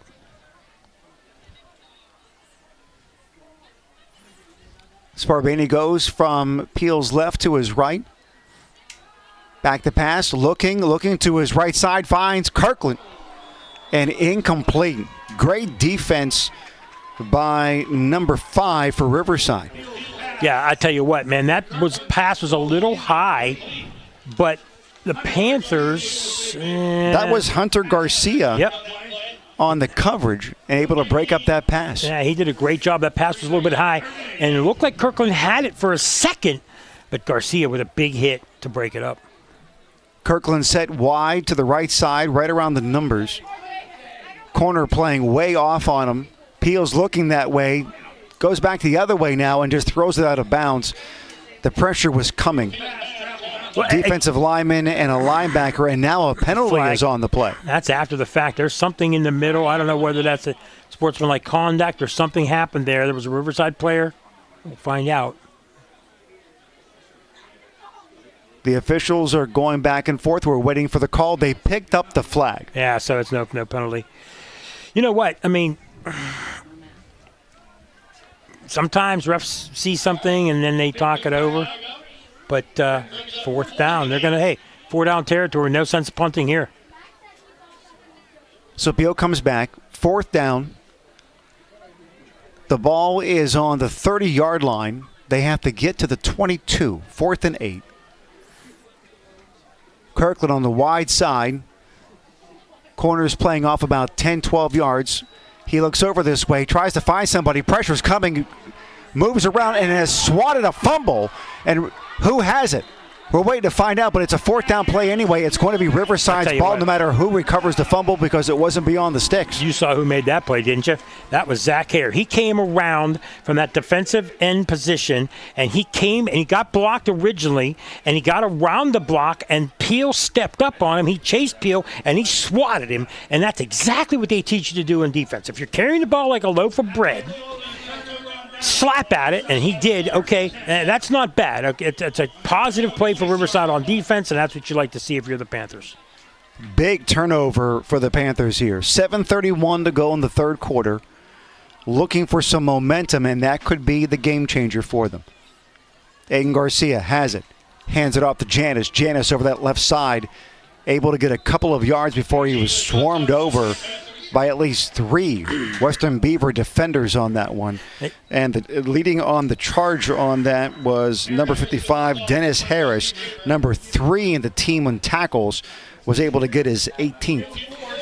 And see, the thing is, Riverside just takes so long in between plays, and it's a running. They got to break some big plays, and they haven't had one yet tonight. And great series on defense, but they got that offense going. Twin wide receivers to the right.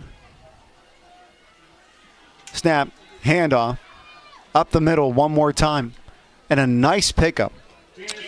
Jan is able to get some really good yardage out close to the 1st down marker, out beyond the 35. It looks as though he has to get to about the 37 for a 1st down. Again, like Tank pointed out numerous times, they know they're going to run up the middle or maybe on occasion left or right.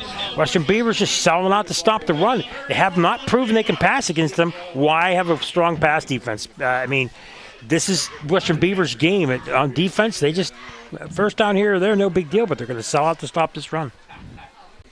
3rd and 1. Shotgun formation. And Garcia decides to keep it this time. Gets 1st down yardage out over the 40-yard line. Nice pickup of about 5 by Aiden Garcia as he fakes the handoff to Robbie Janis. Not bad, not bad. They'll take it. They'll take a 1st round. They'll take moving the ball. It's important for their second series here after the interception and after the strong stance on defense to do something with it. And you got to be able to get some kind of pass play, get somebody open, and start opening up and getting that defense to back up. Look at that, everybody up. Everybody's in tight, too.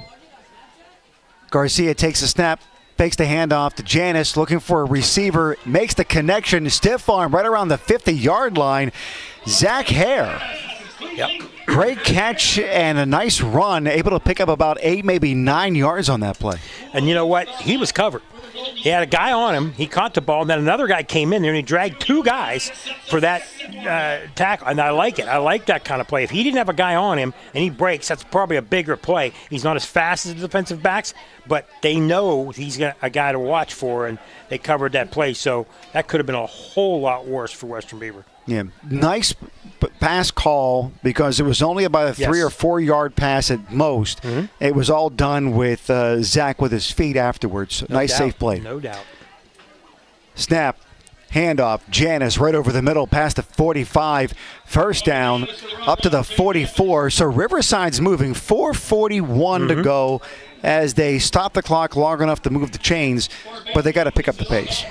You know what, though? This could be their best drive of the game. And you got to figure Western, I see guys with hands on hips. I see this maybe getting a little bit tired, and this is the best drive for Riverside. And, again, you got to remember, this is a team that did not win much up until this year. So learning how to win again, and this will be a big, big, big drive for them if they can get in there and score. But you're right, they need to pick the pace up.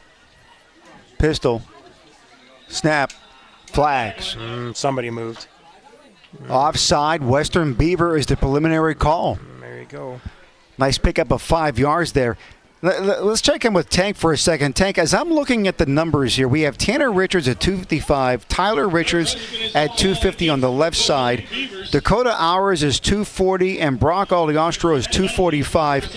I have listed Jaden Phillips, the center, number 55, at just 160. Does he look that small to you out there? Oh, yeah, he's a little guy out there, but he can move and he can get that ball back there with a good, quick snap. Definitely they are strong on the outside, though. All right, shotgun. Garcia waiting for it. Got it. Tosses out to Janis, looking for some blockers to make a move. He gets it out to the 30-yard line. Finds that corner. First down pickup for Robbie Janis. Well, I tell you one thing. He got the ball. They saw it coming. There was a guy right there ready to tackle. He had a choice to go left toward the sideline or cut right and go more toward the middle of the field. And he knew that the defense was there toward the sideline ready to stop him. He cut right up the middle and end up getting that 8 or 9 extra yards. Good drive, first down in Western Beaver territory. This is their best drive of the game so far. 1st and 10 at the 29-yard line. They have to get to the 19 for a first down. Garcia has it. Hands it up. Gets into the 25, close to the 24. Pickup of 5 for Robbie Janis. So wearing the defense down a little bit. This is what you do with a power team. This is what you want to do. You want to wear teams down. And the thing is, you're down 21-0. This is a perfect offense if you have a lead. And just love how they're 5 yards here, 7 yards there, 5 yards here, and then mix a pass. And this is what they wanted to do all day. Timeout, Western Beaver. So Western Beaver takes a timeout. They're up 21-0, 3:32 to go in this third quarter. And Tank, give me some of your insights here. You've played, you've coached. What are your thoughts about a timeout call here for Western Beaver? All right. I like it a lot here because you got a lot of no fight coming out here.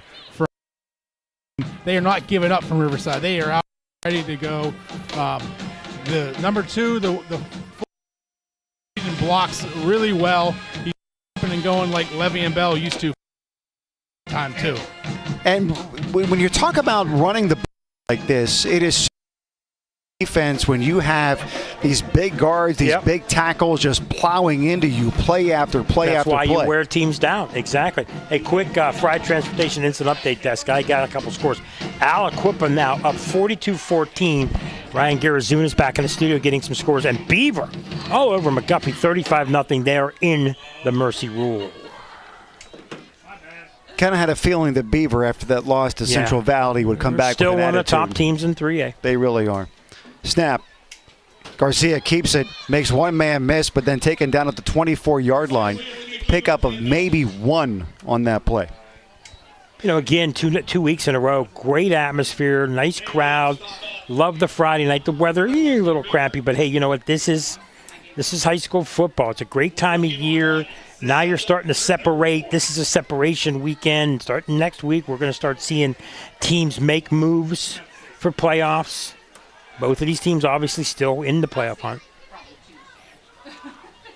Two wide receivers to the right. Garcia hands it off to Janis, and Janis busted up over that right side, trying to get first down yardage. Will not be stopped. Plows ahead, and it looks as though, depending upon the spot, he's going to get what he needs. He must have carried 2, maybe 3 tacklers. Yes, he did. With the will to get those yards. I really like this Riverside team. I mean, this team is not afraid to go right at you. That is a first down. And they're going to win their share of games simply because the offensive line, you build from the line out, and they're just bullying Western Beaver right now. This is the best drive of the game probably by either team. Because don't forget, Western Beaver's had all short drives because of field position.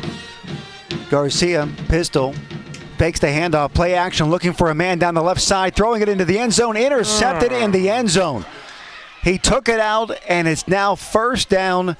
He's tackled back in the end zone, so now Western Beaver has it at their own 1. The third interception on the night for Aiden Garcia.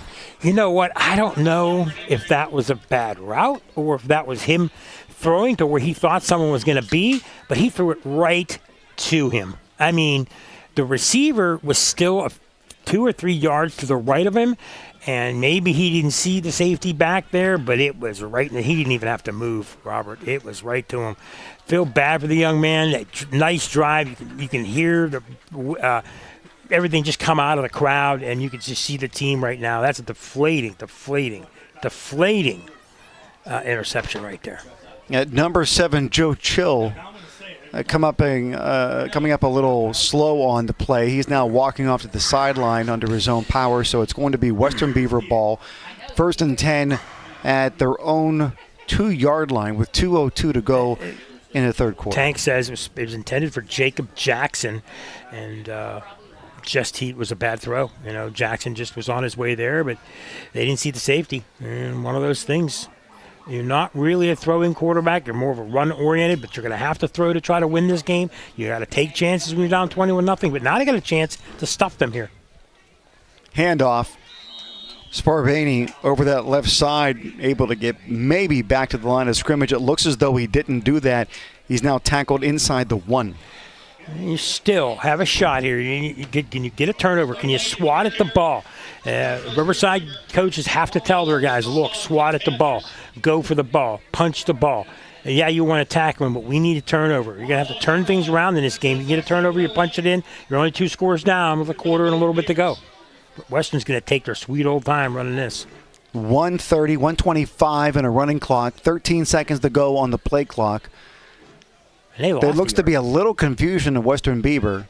Shotgun in the end zone. Peel looking, going deep down the right side, looking for Kirkland. Goes up for it, but not able to bring it down. Out of bounds. Well, they lost a yard on the last play, so they're inside the 2-yard line. It looks like they're at the 1-yard line. Man, they better be careful throwing the ball. So it's 3rd and 11 now. You want to give your punter some room. I agree. This is dangerous here. I don't know if I'd throw. You're up 21-0, so you could try to throw for the first down, but I think you're right. I would take my losses here, run the ball, get a few yards, and punt, and just play defense again. 4 wide, back to pass, looking, can't find anybody, throws it out of bounds. Flag is coming. Nobody was in the area at all on that one. But if it is intentional grounding in the end zone, that's a safety. And that's what they called. Safety. That's a very good call, Robert. That's a very, very, very good call. So now Riverside gets on the board. They were going down and driving for 7. They ended up getting 2. 1:05 to go in the third quarter. And now they are going to get the ball back. Yeah, I mean, you know what? I mean, take the safety. And you know what? I mean, obviously, if you stop them, you're going to get the ball back. They're going to have to punt to you. But, hey, take the 2 points, no matter what it is. But, Peel, I know what Peel was thinking there, but there was nobody near him. That's why I would have run the ball. That mistake right there could have cost them dearly. It only cost them 2 points. But run the ball, give your punter some room, take your wounds and then play defense. But the way Riverside ran down their throat last time, they're still in this game, but still need 3 scores to win. But if you get 2, still, no matter what, you need 3 scores no matter what they do. Quick score from Frank Salopek. He tells me on the Fry Transportation Instant Update Desk, Montour now leads 28-8 after Blackhawk. 28-8 Montour after Blackhawk. It is starting the second half. Can you remember who got that interception? Our Ryan Garazunas was asking who got the interception. I believe it was Chris Kirkland. Chris Kirkland. I love Chris Kirkland so far. He's played a great game on both sides of the ball. If he did get that interception, and I believe that he did, that would be his second on the night. And the kick is away after the safety. Ball taken at the 39-yard line, run up the middle over the 50, the 45, to about the 43. Nice return by Hunter Garcia to give Riverside some really good field position. 57 seconds to go in the third quarter, and Riverside not out of this game yet. You know what, man? You're playing better. You're running the ball. You played pretty good defense. Their second half, they definitely showed up. They're not giving up. I love the fight in this team. Let's see what they can bring. Let's see if they can. Still, they're going to need a turnover. They're going to need another mistake or two by Western Beaver. Still some time, but they're running out of time. Garcia handoff to Janis, and breaking tackles beyond the 40, all the way inside the 35 to the 34-yard line. I'll tell you He's like a man possessed. 3 or 4 guys went at his legs, and that's how you tackle a guy, and they couldn't get him. You hit him on the legs, and he bounces off of guys. Here's Riverside. They got to hustle up here. Hustle up. They're not hustling up. They gave him the first down. Pickup of 10 on the running. play. Yeah, well, now the clock's running after they set the sticks. 23 seconds and running at this point. They may get one more play off before the end of the third quarter. Handoff, Janis over that right side, finding some room, breaking some tackles. Another big first down run by Janis all the way down to the 21-yard line. I love the way this kid runs, and they're beating him down. He's the best back on the field. Yeah, we get some nice ones from Western Beaver, but Janis is a man possessed, as you said, over 200 pounds. Is it a little too late? We'll find out as we go to the fourth, right? 21-2. Fourth quarter is upon us on Beaver County Radio. It might be time to repair or replace that old garage door. Call on Robin and her team of expert installers at Electric Garage Door Sales in Monaca. Dial 724-774-3200 and your door will work like a charm. Featuring CHI quality garage doors, LiftMaster garage door openers, and over 50 years experience, Robin and her team will get it done right. Electric Garage Door Sales. Give them a call at 724-774-3200 or find them online at electricgaragedoorsales.com. In order to call the right play, you have to be able to communicate. Dental hygiene not only affects appearance and eating habits, it can also have an impact on your ability to speak clearly. Dr. C. Timothy Lip wants you to keep your teeth in the game, and he has a playbook designed for success so that you can call the right play or even call an audible. Get suited up for a win, or at least a winning smile, by joining Dr. C. Timothy Lip's team in Beaver Falls or Robinson Township. Visit lipdentistry.com.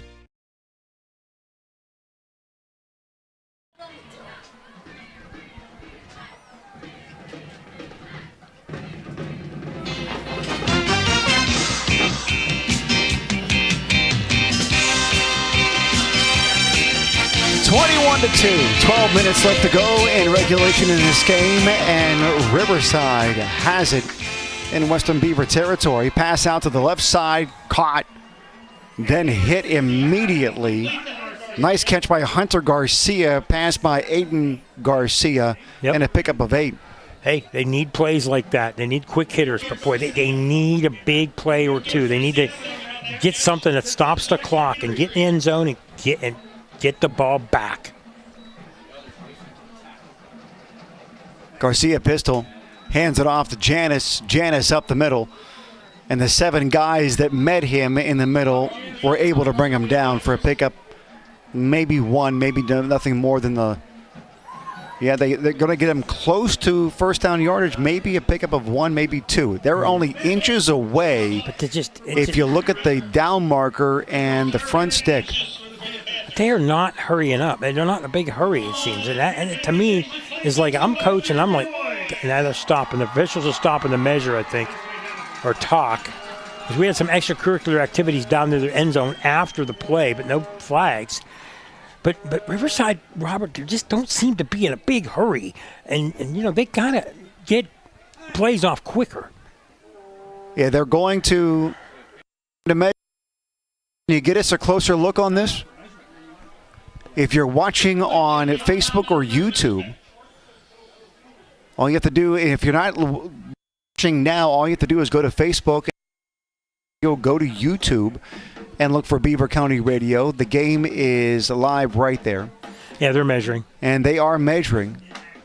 I'd just like to be able to get a closer look if we could get it. He's within inches of this. They don't oftentimes measure in high school.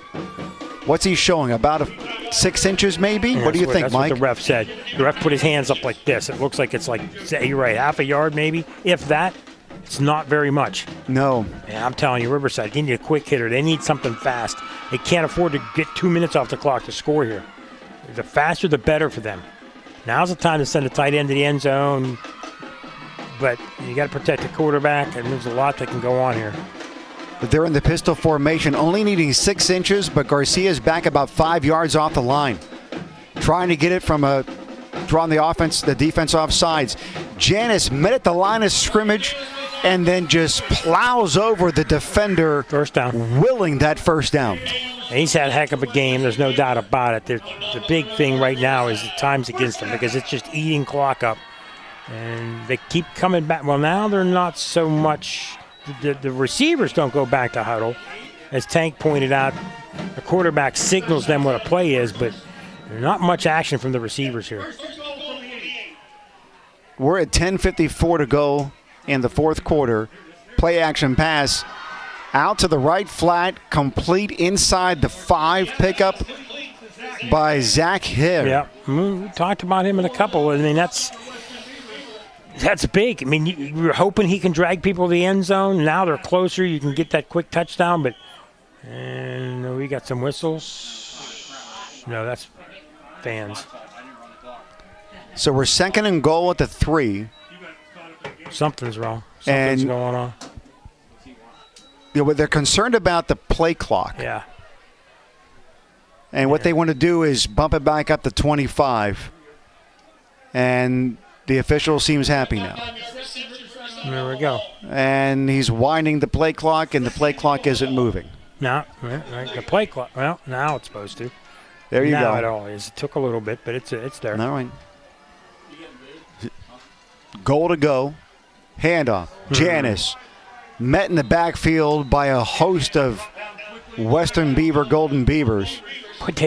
Led by their big defensive end, Dennis Harris, in on that tackle. They lost a couple of yards, but they gave him forward progress, Robert. But I tell you what, he got brought down about the 8-yard line, but they're going to give him the 6, I think. So a loss of a couple, a loss of 2. So here we go. Third down, goal to go. Janis in the pistol formation behind Garcia. Hand off to Janis over that left side. He's been running well that way, but Western Beaver saying no this time around. And they're forcing a big 4th down decision here for Coach Magnifico. Man, what is he going to call? Yeah, you know what? I mean, you have to go for it, but that tackle and for loss really hurt them. And Western Beaver selling out for the run. I still think you got to get it to Hare. Tight end, but he's right on the line. I mean, there's guys blind. I mean, you got to pass here, I think. 3 wide, play action pass, Hare over the middle, and then incomplete. That was a good call, and Hare was a good guy to throw it to at 6'3", able to jump up for it, but just not able to bring it in, and now he's coming up limping a little bit. Not a great throw, a little bit too high for him. He's a big kid. But, I know you want to get it over the line of scrimmage, and you don't want the DBs to get it, but it's a timing thing, and he was a little too high, and Hare was kind of up almost to his apex and tipped his hand and missed it. But nice try, but, boy, if that doesn't bring the air out of this team. I mean, they can score there. It's 21-9. Still 9 minutes to go. You maybe get a turnover. Things could happen. But, again, right now you've got to stomp them. You need a turnover. You just got to stay faithful here right now. If you're Western Beaver's second possession inside their own 5-yard line. Only their third possession of the half. Handoff over the right side. Riverside able to sniff it out and swarm and bring down the running back. No gain on that play. I mean, when you have two teams that run the ball, and Western passes, but they don't have a lot of incomplete passes, time goes off the clock quick. I mean, look at the time. I mean, it's like 8:43, and time just goes and goes and goes. And, I mean, when you know you're only going to get the ball 3, maybe 4 times a half, you have to score on those or you're going to be in trouble. And that's why right now, Riverside, down 3 scores. They're in big trouble. Javen Peel has a sidecar. It looks like it's Wyatt Sparbaney from this distance. 2 wide receivers stacked up to the right side. Man in motion. Tosses it to the man. He's trying to run the sweep to the outside. Can't get anywhere. Riverside sniffing that out. Great pursuit. Pickup of maybe 1. Yeah, and that was that young man that we saw make a big play before. I believe that was Avon Presley again. And they speed back, and he just, again, you described it perfectly. Riverside saw it and stopped him for like a half a yard. So this brings up third down. Big play for them. Coming up after the game, the Electric Garage Doors post-game show. We'll talk to the CCBC players of the game, the head coach of the winning team, and get scores from around the Beaver Valley. It's all coming up. Back to pass, looking from his own end zone, has a man, but overthrows Kirkland, not able to connect. Javen Peel looking for Chris Kirkland over the middle, but incomplete now, setting up what looks to be a 4th down, but there's a flag on the play. Boy, let's see who that's against. Penalty? That's against Western. Yes. So you got to deny. Riverside has to wave that off, I would think, and let them punt. You don't want to take yardage on this. The officials looking over to the sideline at Riverside just to get confirmation about what is going to be the decision, and the call is they're going to decline that. Yep, you have to. Okay, this makes things interesting now. So good defense again. Peel has a strong arm, but a little bit too strong, a little bit too high. When you got a guy throwing bullets like that, it's tough to catch when it's over your head, and just a little high for Kirkland. That's a couple of times. Those halftime adjustments that Moody and Magnifico have made for the defense, really holding Western Beaver in check at this point. Yeah. Just some really unfortunate plays in special teams and some interceptions, putting them behind the 8 ball here. Punt is away, and going to be down now at about the 38-yard line. One of the Western Beaver players is trying to find a Riverside guy they can knock into the ball, but no success. Riverside now has it for a 1st and 10 inside Western Beaver territory around the 38. And Western Beaver's smart. They punted the ball away from the guy back there. I mean, why punt to a guy and give him a shot to get even a punt run back? So they punted it not as long as you want, kind of a line drive punt to the right. I mean, Western Beavers played this game very smart, Robert. Everything they've done, other than the safety and a couple of questionable throws by Peel and decisions, they've played everything smart in this game. 4 wide receivers for Riverside. Back to pass, looking over the middle, intercepted at the 30-yard line to the 35 and brought down at the 35. Interception by number 50, Jackson Liller. Number 2 in the team in tackles. 20 on the season so far coming into this game. Got himself a sack, 2 fumble recoveries, and now an interception on the season. Mistakes cost you, and another mistake. That is 4 turnovers in addition to the couple other things that happened to them. And one team with no mistakes, one team with 6. That team's leading 21-2. That's the difference when you have equally matched teams. This defense for Western Beaver has been so good the past 3 weeks coming into this week, giving up nothing to Rochester, 6-6 to Beaver and Union, and today giving up just 2 points to the Panthers of Riverside. We're at the 7-minute mark we're coming up on this game. Boy, I got to tell you what now. I mean, you got to figure now, this is Riverside, this is Western Beaver's game. This really sets things up in the next couple of weeks when they have to play their rival right across. I mean, we're talking less than 10 minutes away, Elwood City. That is going to be the biggest game probably one of the biggest games of the year in Beaver County. And it could be a must-win game for Riverside if they have any playoff hopes. Right, no doubt. And Western Beaver, Elwood City, could be for the section title. Snap, handoff up the middle, met at the line of scrimmage and then brought down. Number 74 in on the tackle. Brockway Oliastro bringing him down. The Tank's telling us it's getting a little chippy down there again, so we eventually want to go to him. He's seeing some things that we're not down on the field. We'll eventually, when we get a chance, get to him about that kind of stuff. Braden Mayo on the rush, able to pick up a couple of yards. 3rd and long. We're looking at 3rd and 7, 6:05 running clock. Ball's on the 38-yard line. And Peel, shotgun, trying to get the attention of the coaches, wants to get a play in. Snap between his legs, goes back to the 20-yard line. He falls on it wisely down around the 19. Setting up a 4th down. That's what you have to do. You can't pick that ball up and try to throw it. That's the second time we've seen that. So they've made some mistakes, but it hasn't cost them. Boy, if this game was even and we had an even score, it would really cost. That's timeout by Riverside. Really would cost Western Beaver. That was not smart. I mean, they're up, but not a smart way to try to eat clock there. Let's see if we can just stay right here for a moment. Tank, you let us know that things were getting a little chippy down there. What are you seeing? Yeah, I'm seeing a couple of the Western Beaver offensive linemen trying to get out on the linebackers after the play. And the referees are letting it go on, but on the other side, you got a little bit of Western Beaver players on defense going after the offensive players too. So we'll see if it escalates. Thank you very much, Tank. Do appreciate that. EXP Realty Sideline Report with Tank. Coming up after the game, we will have the Falcones Moon Township Ford wrap-up show. Make sure you call in and with scores and observations from games that you've been to throughout the valley. That's happening today. A lot of come from behind offense. Their offense is a let's get a lead and kill the clock offense. That's what Janice does. That's what you do. They don't have a strong throwing game. That's what you do. They don't have a strong throwing game. They just don't. And they got a great offensive line, but they don't throw the ball well.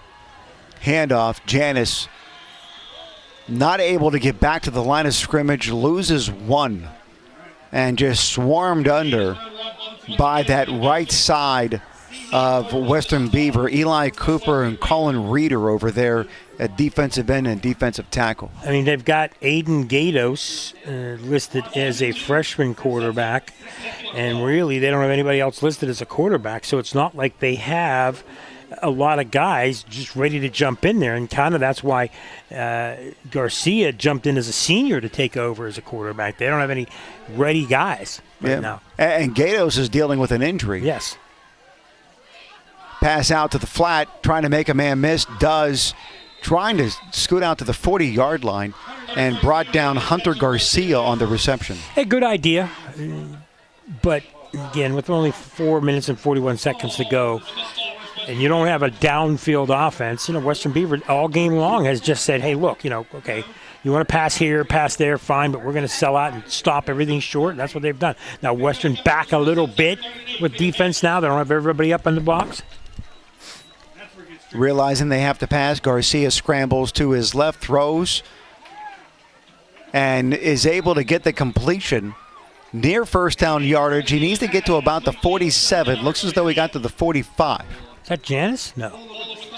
Hard to tell who long sideline knew that was. Well, I think that was Hunter Garcia. Was that Garcia again on the left side?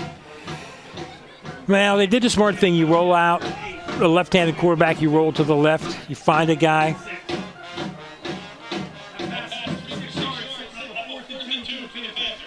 .346 to go, running clock. Western Beaver up 21-2. Riverside, 4 wide, trips to the top. Rolling to his left one more time. Sees a man out in the flat. That's Garcia. There might be a penalty. I don't know. No, that's a first down. He was smart, boy. I tell you what, Western Beaver came up on it, just missed an interception. The flag might be a face mask. I'm not sure, but Garcia made the catch, made a move, took on 2 or 3 guys, but it brought him down. Could be a face mask. I think it is. No, it's not a face mask. It's I'm going to give him 5 yards. I don't know what the 5 yards is for. I didn't see a call. Did you, Robert? I did not see the call. But they're setting up now at the 45-yard line. Riverside inside Western Beaver territory. 3:28 in the running clock. 21-2. Western Beaver over Riverside. Wide receivers wide, 2 to the top, 1 to the bottom. Garcia back, looking to his left, sees a man, able to complete the pass, and then a fumble. No, they're calling it incomplete. Not able to hold possession of that long enough. He was looking for Zach Hare on that one. Zach just not able to pull it in. Well, not only that, but you see what Western Beaver did. They know they're going to pass. They sent 3 guys on the blitz. 3 guys were coming down to his face, and he just got rid of it last minute. You know, Western Beavers picked the right times to really come at him and force him into bad throws. I mean, you know, we're going to pick a CCBC player of the game, but, you know, Western Beaver's defense is the difference in this game. Lined up, handoff, Janis over that left side, makes a man miss. Another one out over the 40, close to first down yardage on that run. Robbie Janis, pickup of nearly 10. Wow. He's been fantastic all evening long. Robbie Janis. He's being looked at the next level to be able to play. And he is showing why tonight. He's not a real big guy, 6'1", 215, but he runs so hard. Yeah, he bounces off guys, too. He's good with the stiff arm. He's not hard to bring down. I mean, 6'1", 215, this level of ball, double-A ball, is pretty big, but bigger than some of the guys from Western Beaver. But having a tough time bringing him down, but they're doing a good job of limiting they're not letting him break off big runs. Third down. And a great call. They faked the handoff to Robbie Janis. He was immediately hit behind the line of scrimmage by 2 guys. He's getting up a little bit slow. Aiden Garcia tucked it back in and got around the outside and got that first down. Yeah, he's limping to the sidelines. I mean, at this point, I'd take him out. 2 minutes to go, down 3 scores. I think you save him. I really do. All right, let's take a timeout with them. 21-2. Western Beaver on top of Riverside on Beaver County Radio. Listening to live sports on the radio in Beaver County is a tradition. This is Craig Fontana from Moon Township Ford, and I ought to know. My dad, Bill Fontana, has called games for over 50 years. Beaver County people know a good call when they hear one, and the best call you can make is to buy your next new or used vehicle at Moon Township Ford. Click moontownshipford.net or visit Moon Township Ford on University Boulevard. Balcones Moon Township Ford, where friends send friends. Your Beaver County McDonald's restaurants are proud to partner with Beaver County Radio in sponsoring all the local high school football games this season. Stop into any of your local McDonald's restaurants for everyday value items like 2 for $3 mix and match, sausage burrito, sausage McMuffin, and hash browns. Don't forget to download the app for extra special savings. Looking for a great part-time job? Visit mchire.com today to apply. Good luck to all the Beaver County football teams this season from your local McDonald's restaurants. I'm loving it.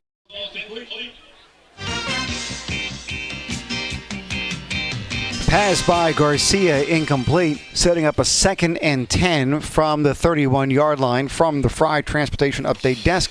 Mike, you have scores. Real quick Quip over Newcastle 42-14. Freedom over Beaver Falls 20-0. How about this one? Avonworth 21, Central Valley 14, and Rochester up 42-0 over Summit Academy. Quick toss out to the left side and a run inside to about the 27, maybe the 28-yard line. And a nice carry. Trying to figure out who it was that made that run for Riverside. I think it was Jacob Jackson, the 6'2", senior. He's All-American as a punter, but he's great at defense. He plays offense as well. Garcia throwing it over the left side. Completion. First down pickup inside near the 20-yard line. And it looks as though they're going to... Are they going to measure this again? Nope, they're waving them through. First down pickup by Riverside. 1:23 to go. Clock stopped as they reset the chains. Timeout on the field. You know what? I mean, you always talk about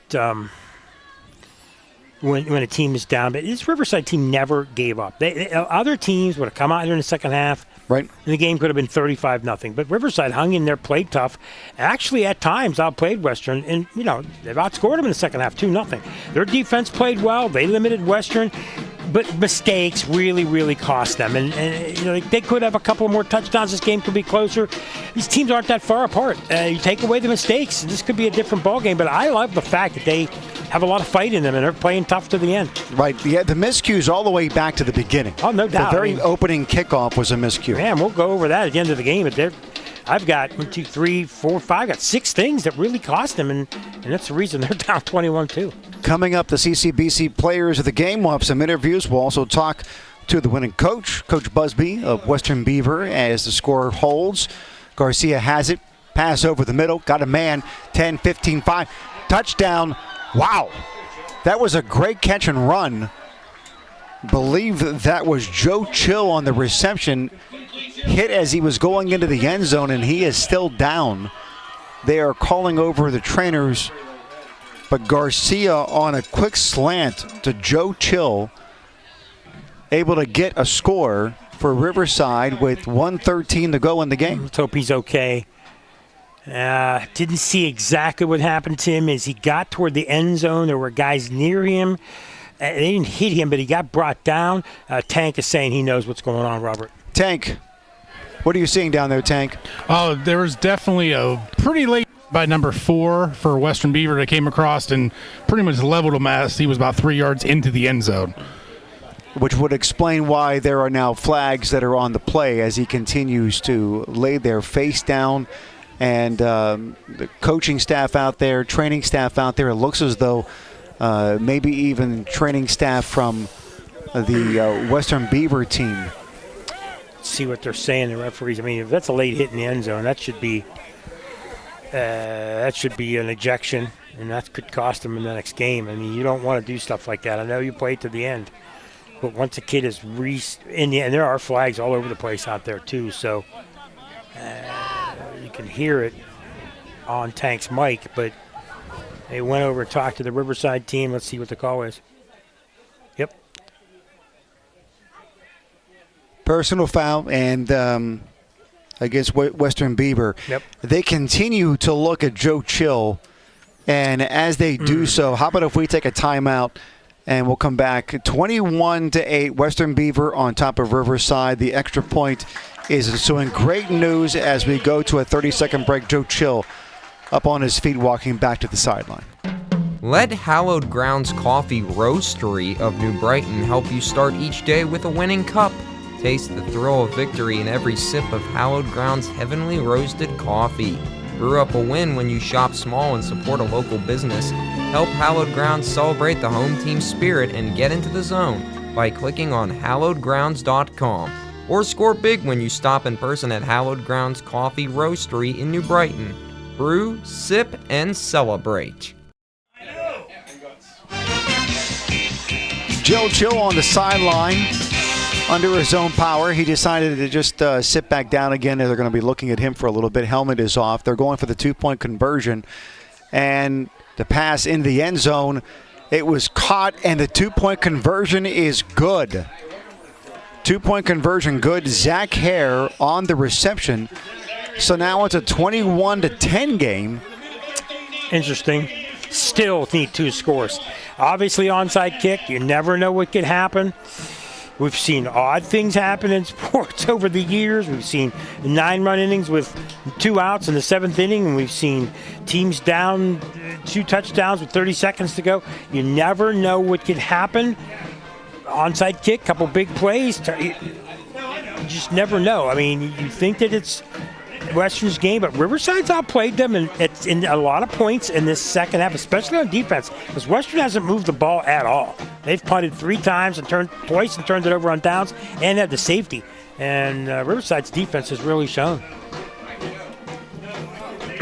It's great to see a team not give up, because they had every reason 1,000%.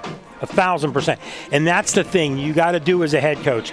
You got to get kids to believe. You got to get them to follow you. and you got to get them mental toughness, and you got to get these kids no matter what, because this kind of stuff's going to help them in 2 weeks against Elwood. You got to be tough now. And now Western, I believe, plays Elwood next week. So both of these teams got Elwood in their sights in the next 2 weeks, and Elwood could be undefeated for both of them. That's going to be a big game at Western, I believe, next week. I think it's at Western, and Riverside's going to have them.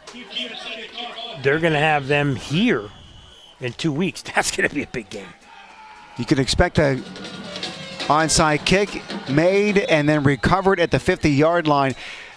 We have to choose CCBC players of the game, and Tank, your votes will start with Western Beaver.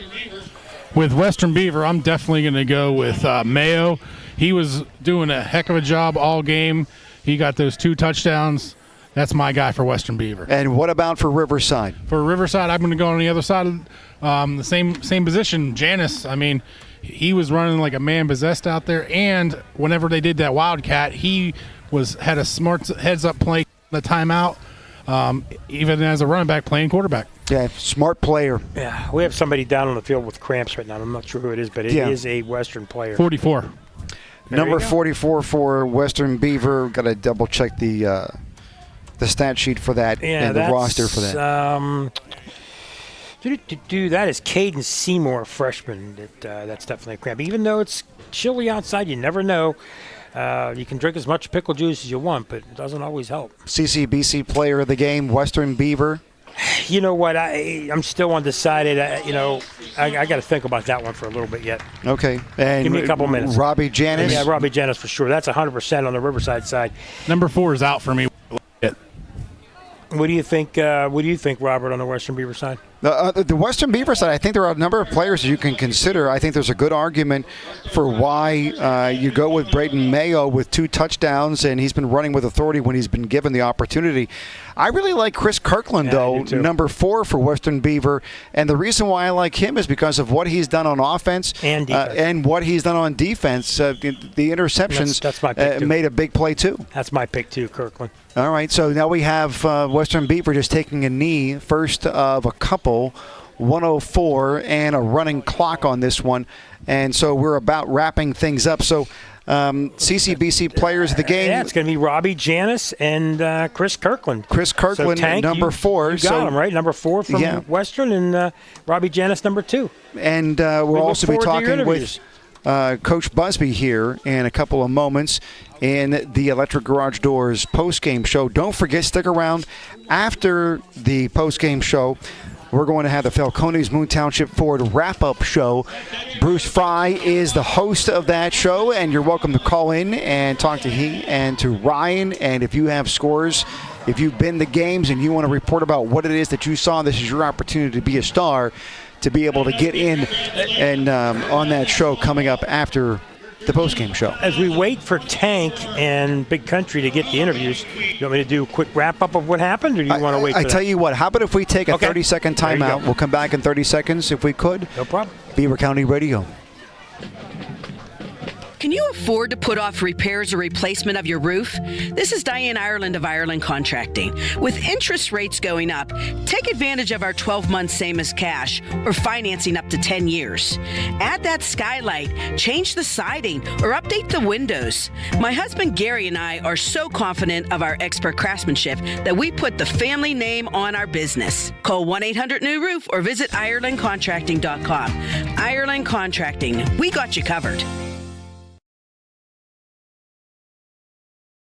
It might be time to repair or replace that old garage door. Call on Robin and her team of expert installers at Electric Garage Door Sales in Monaca. Dial 724-774-3200 and your door will work like a charm. Featuring CHI quality garage doors, LiftMaster garage door openers, and over 50 years experience, Robin and her team will get it done right. Electric Garage Door Sales. Give them a call at 724-774-3200 or find them online at electricgaragedoorsales.com. When it comes to school buses in Beaver County, it's hard not to notice the shiny fried transportation fleet. Fry Transportation has been a local family-owned Beaver County business for over 30 years. As any successful football team must be dependable and reliable, these same qualities have made Fry Transportation a champion operation. Best wishes to all local teams and safe travels to the gridirons this season from your friends at Fry Transportation. Falling in love is one thing. Having anxiety about falling is a whole different subject. If you or a family member are concerned about falling, and yes, either up or down the stairs, or maybe even out of bed, St. Barnabas has a special message and some ideas just for you. Years of experience in working with people who are prone to falls has given St. Barnabas special expertise in this area. Call them at 724-443-0700 and learn about ways that you can begin to feel more confident and safe, including suggestions that you can implement right now into your daily routine. Call St. Barnabas at 724-443-0700.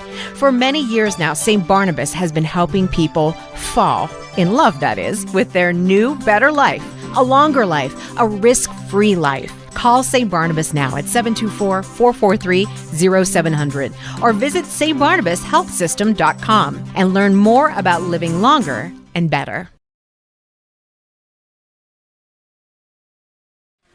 We'll do with Chris first. Welcome back to the Electric Garage Doors postgame show from the McGee Heating and Air Conditioning broadcast booth. Now time for some interviews. Let's head down to Tank Latham for our first CCBC Player of the Game interview with number 4 of Western Beaver, Chris Kirkland. Congratulations, Chris. You are the CCBC Player of the Game. You had a great game all around, offense and defense. What can you credit that to? My teammates. I appreciate the award, but I played below my standards. I appreciate my teammates for helping me get this win. Yeah, there was a couple key players out today, but you guys had that next man up mentality, and you guys really played as a whole team out here. And once again, it was really your defense that shined through. Everybody talks about your offense, but your defense definitely shined through here. So what's your plans after high school? What do you think you're going to be doing? Definitely want to play football in college. Don't know where I'm going yet. But just keep working, see how the rest of the season goes. Goal is whoop your championship. We got to bounce back from this. This wasn't our greatest game, but I'm proud of my teammates for coming through and helping me even in not one of my best games. Tank, if you would ask him why he thinks he didn't play up to his standard. All right, hey, real quick. Why do you think you did not play up to your standard? They want to know what it says. I can tackle better. I can tackle way better. And just overall, just being that key player in them key moments. Too many drop passes. Short of balls were a little high, but that's on me to come down with those passes. So, I try to be a good leader, and it's hard out here, man. I'm not gonna lie. It's hard when times get tough. We're supposed to beat this team by 50, and we only beat them by 11 points. Hey, a win's a win, brother. Hey, most important question: did you have some fun tonight? I did. I did. Always. All right. Hey, good luck. Thank you. Thank you very much, Tank. Now an opportunity to talk to Coach Busby on his big victory tonight. All right, Coach Busby, tell me a little bit about tonight. Listen, it's I respect the game enough to be happy when you get a win. It's hard to win in this game, so thrilled about that. Definitely have some things we improved on. We did not stay focused in the second half, and we just didn't end it the way we would have liked to ended this thing tonight. But it's over. We got the W. We're going to move on. And when we get back on the bus, it's all about next week. So yeah, you were a little concerned this afternoon whenever I talked to you with a couple of your key players out, but great overall team win though. Right, overall great win. The young guys stepped up, made some key plays tonight. A lot of freshmen on the field for us tonight. Had a couple freshmen that we didn't expect to put out there on the field in certain situations, and they stepped really well. So those are some positives. So we just got to correct the mistakes we made tonight, focus on the positives, get better next week, and we're ready for a great football game next weekend. Good luck. All right. Next week, brother. Thank you.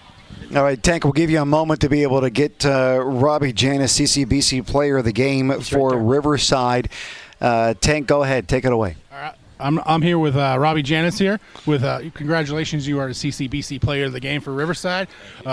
So tell me a little bit about how did you muster up all that energy after the second half to come out here and really take over the game? Yeah, it's a lot of conditioning at practice. That really helps me. And then it's also, I hate losing. I can't stand it. So I'm just always going to come out here and give it all I got. And like you said, it's almost just like a second wind. I come out here and I just do what I do. One thing I noticed from the sidelines, you were actually seeing the blocks and being patient and reading those holes and making those nice little cuts and then not letting that first guy take you down. Is that something you guys worked on in the off season, or is that something that comes in second nature to you? Yeah, I mean, some of it's second nature, but a lot of it's also just running the plays in practice, and you get used to how the line blocks and where to read it, and then it's also just kind of like you said, a second nature. I'm good at it.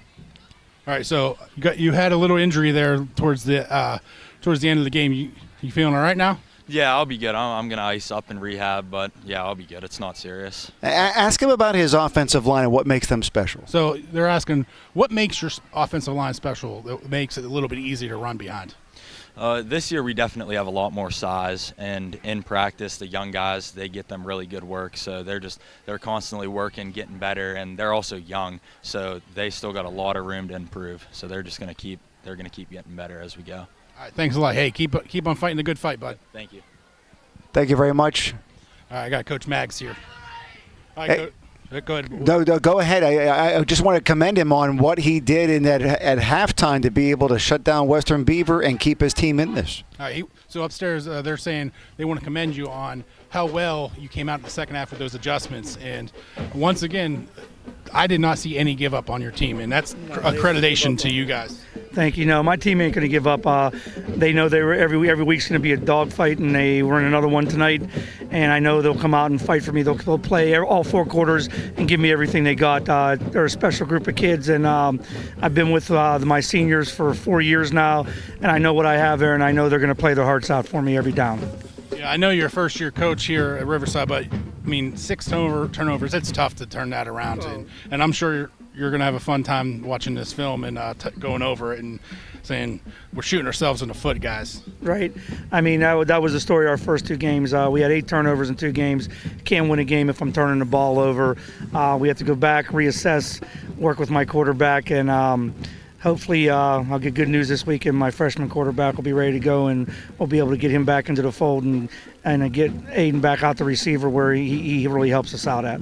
All right. Yeah, one thing I definitely have seen as a citizen of Beaver County, I came out here to that Riverside Panther Day. It seemed like there was 5,000 kids out here. It's something that's definitely building your program up. I see a lot of young kids on the sideline too, and in the stands.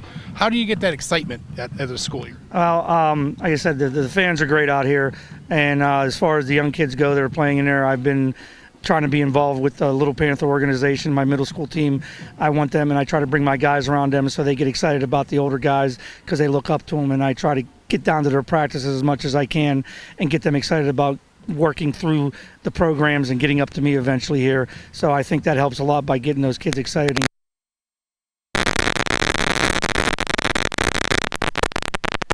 Oh, I'm sorry about that. Things breaking up for you, Tank. Great interviews there. Yes, what good a job, great Tank. statement about Coach Magnifico.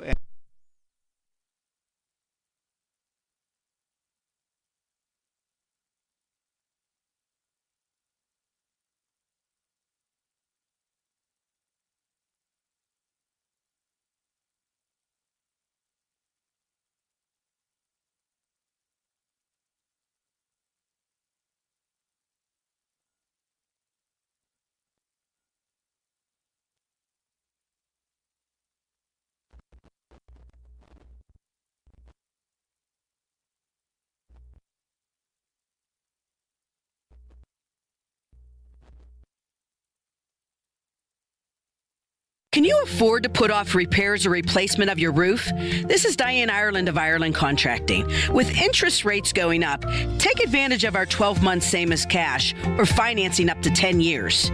Add that skylight, change the siding, or update the windows. My husband Gary and I are so confident of our expert craftsmanship that we put the family name on our business. Call 1-800-NEW-ROOF or visit IrelandContracting.com. Ireland Contracting, we got you covered.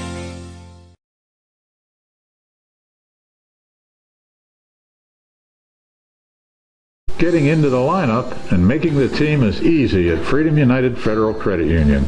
Training camp is starting and you are invited. This is Coach Andy Dangle and I'm looking for new teammates. Membership is open to many organizations and groups throughout the county. Join my team at Freedom United Federal Credit Union. Details and applications are available now. Visit Freedom United Federal Credit Union today. Member NCUA, Equal Housing Lender. In order to call the right play, you have to be able to communicate. Dental hygiene not only affects appearance and eating habits, it can also have an impact on your ability to speak clearly. Dr. C. Timothy Lip wants you to keep your teeth in the game, and he has a playbook designed for success so that you can call the right play or even call an audible.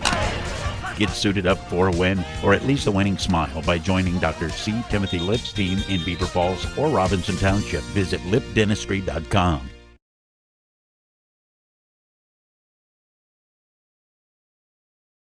Falling in love is one thing. Having anxiety about falling is a whole different subject. If you or a family member are concerned about falling, and yes, either up or down the stairs, or maybe even out of bed, St. Barnabas has a special message and some ideas just for you. Years of experience in working with people who are prone to falls has given St. Barnabas special expertise in this area. Call them at 724-443-0700 and learn about ways that you can begin to feel more confident and safe, including suggestions that you can implement right now into your daily routine. Call St. Barnabas at 724-443-0700. For many years now, St. Barnabas has been helping people fall in love, that is, with their new, better life, a longer life, a risk-free life. Call St. Barnabas now at 724-443-0700 or visit stbarnabashealthsystem.com and learn more about living longer and better. Get ready to kick off your game day with everything you'll need for tailgate parties from Fisher's Foodland in New Brighton. Party trays, snacks, beverages. If you're looking for food ideas to make your tailgate party unforgettable, Fisher's has it all. Fisher's Foodland is a complete independently owned and operated grocery store focused on your daily needs for the whole family. Remember, football season is a great reason to visit Fisher's Foodland in New Brighton. Give me a.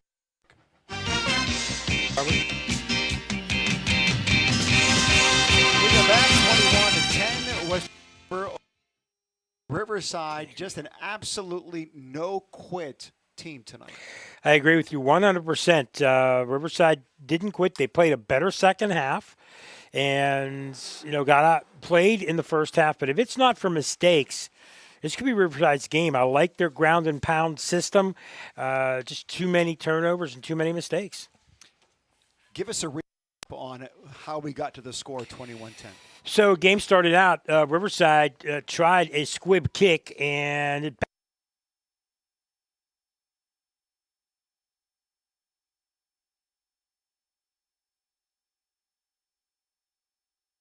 moved.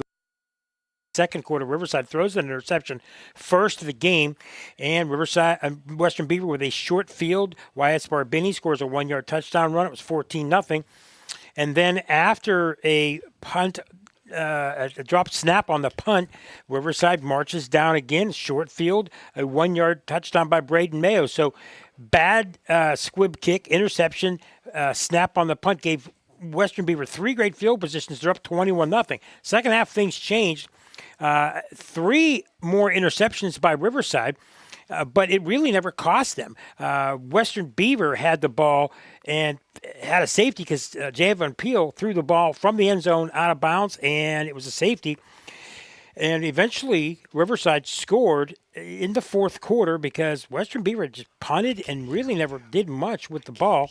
And Joe Chill on a 20-yard touchdown reception made it 21-10 after the 2-point conversion. Mm-hmm. So they outscored them 10-0. They played really good offense. They had a great defense. Riverside better in the second half.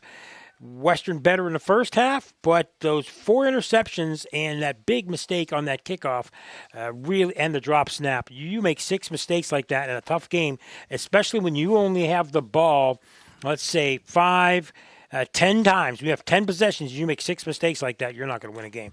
But they hung in there at 21-10, a loss for Riverside. Coach Magnifico saying that the turnovers being as bad as they were, comparing it to earlier in the season when they had 8 turnovers in their first 2 games, they really cleaned things up when they started turning their season around and getting those W's. During the wins against Laurel, Union, and New Brighton, only 3 total turnovers those games. So once you make that a focus where you're able to get that under control, if they could have done that throughout this, it could have been a completely different game because their defense really was able to hold Western Beaver to their lowest point performance so far on the season, except for that first game against Ambridge. I got to tell you, this team, Elwood City, Riverside, I mean, from what I've seen of these teams, and then maybe throw New Brighton in there, that's the best 3, maybe 4 teams in there. But, Riverside's got the leg up on New Brighton now. Western has the leg up on all of them.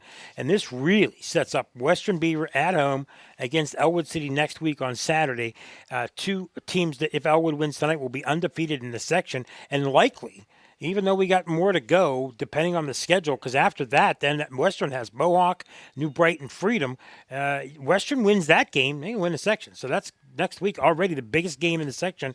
So we got some really big games. And then Riverside in 2 weeks has Elwood City. And it doesn't matter what the records are, they'll be up for that game. So it should be very interesting for both of these teams. The Electric Garage Doors postgame show continues. Coming up afterwards, the Falcones Moon Township Ford wrap-up show. Let's take a look at the Fry Transportation Update Desk and get scores from around the valley. Here's what we're looking at this point. And we may be one of the few games that's already at a final. However, and I'm waiting for the update here on my computer, and we'll see how fast we're able to get this. Sarah Catholic and Cornell all over Sarah Catholic, 38-0. Yeah, Sarah just they're having a tough season, and Cornell, after the last week, really come back to play, and they need that to stay relevant in their section. Yeah, that game is in the 4th. Also in the 4th, Hopewell and Quaker Valley. Hopewell coming off a number of disappointing defeats recently, able to go out in the lead. They're leading by 10, 17-7 in the 4th. Hopewell already better than last year. Quaker Valley just can't turn things around. It's really tough at that school, but you feel bad for the Quakers. But they have a win under the belt. They beat Valley earlier in the season, but Hopewell gets another win. They're still in the playoff race. Avonworth, it's one of those things where which team do you get this week? And this week, Central Valley got the Avonworth that is capable of going deep in the WPIAL playoffs. So far, they're in the 4th quarter. Avonworth up by 7, 21-14. I got to tell you, Avonworth's a really good team. Central Valley, Beaver. I really, really believe that section is the best in 3A, and those 3 teams are, in my mind, 3 of the top 4, maybe stretch it to 5 teams in 3A. And I believe that 2 of those teams, we're going to see at least one in the WPL final, maybe 2. That's 3 really, really good football teams. The Moon Tigers jumped out to a 7-0 lead against the Bethel Park Blackhawks, and the game was close back and forth throughout, and it still is, but Bethel Park able to get the lead now in the 4th quarter. They're up by 5, 33-28. No matter what happens, Moon is a solid program under Ryan Lynn. Very solid program. They're not an easy win for anybody. He's built them back up after an up and then a down season. And, going up against a team that is 5-0 and you're hanging in there with them says a whole lot. Moon, good shot at the playoffs as well. And they're a team nobody wants to play because they're physical. Newcastle really struggling over the past few years, trying to relive their glory days, and they were up until today with a 4-0 start. I mean, next thing you know, they're talking about how they're the winningest program, one of the top 3 in the entire WPIAL. But then they drew Aliquippa. And Aliquippa, coming off their loss against Penn Hills last week, they don't lose 2 in a row, and I think they were trying to send a message. They're up 49-14 on Newcastle, and they're still in the 3rd. Before the season started, Aliquippa had 783 wins. Newcastle had 756, so it's going to take quite a bit. They still have to pass up Jeanette, but they're 3. Aliquippa number 1. I don't see Aliquippa giving up that number 1 anytime soon, but you're right. Aliquippa doesn't like to lose number 1, and they don't lose 2 in a row. I can't remember when that's happened. I remember a few years ago when West Allegheny almost beat them, a game we did on air, and after that, Aliquippa went on a roll, and no one came close to beating them. Could happen again. Aliquippa doesn't like to be tested. They're proving a point tonight against Newcastle, and Coach Melziaco has Newcastle back, and that'll make the fans in Lawrence County happy because Newcastle has a tremendous following in all their sports. They like to follow their boys' sports there. Beaver Bobcats, they played a very heroic game against Central Valley last week. 2 key injuries early in the game, knocking out their quarterback, knocking out their number 2 wide receiver, and their leading tackler in that game. But they made a real go of it against Central Valley. Tonight, they drew McGuffey, and everybody seems to like it when McGuffey lands on their schedule. Yeah. Beaver did tonight 49-0.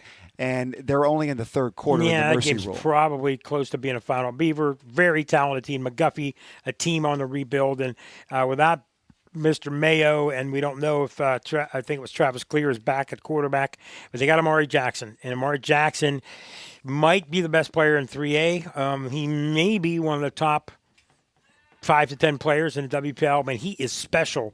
We saw him last week, and man, can that kid do some things at the wide receiver position. But they didn't put him at a quarterback, and he just looked like the Steve Breston of the old era, just a quarterback that can do what he wants. And when he gets an opening, so I'm sure we're going to see some stats from him tonight, some tremendous stats tonight. The Golden Beavers on the bus ride home may already be thinking about their matchup next week against Elwood City. Elwood City up by 7 over New Brighton.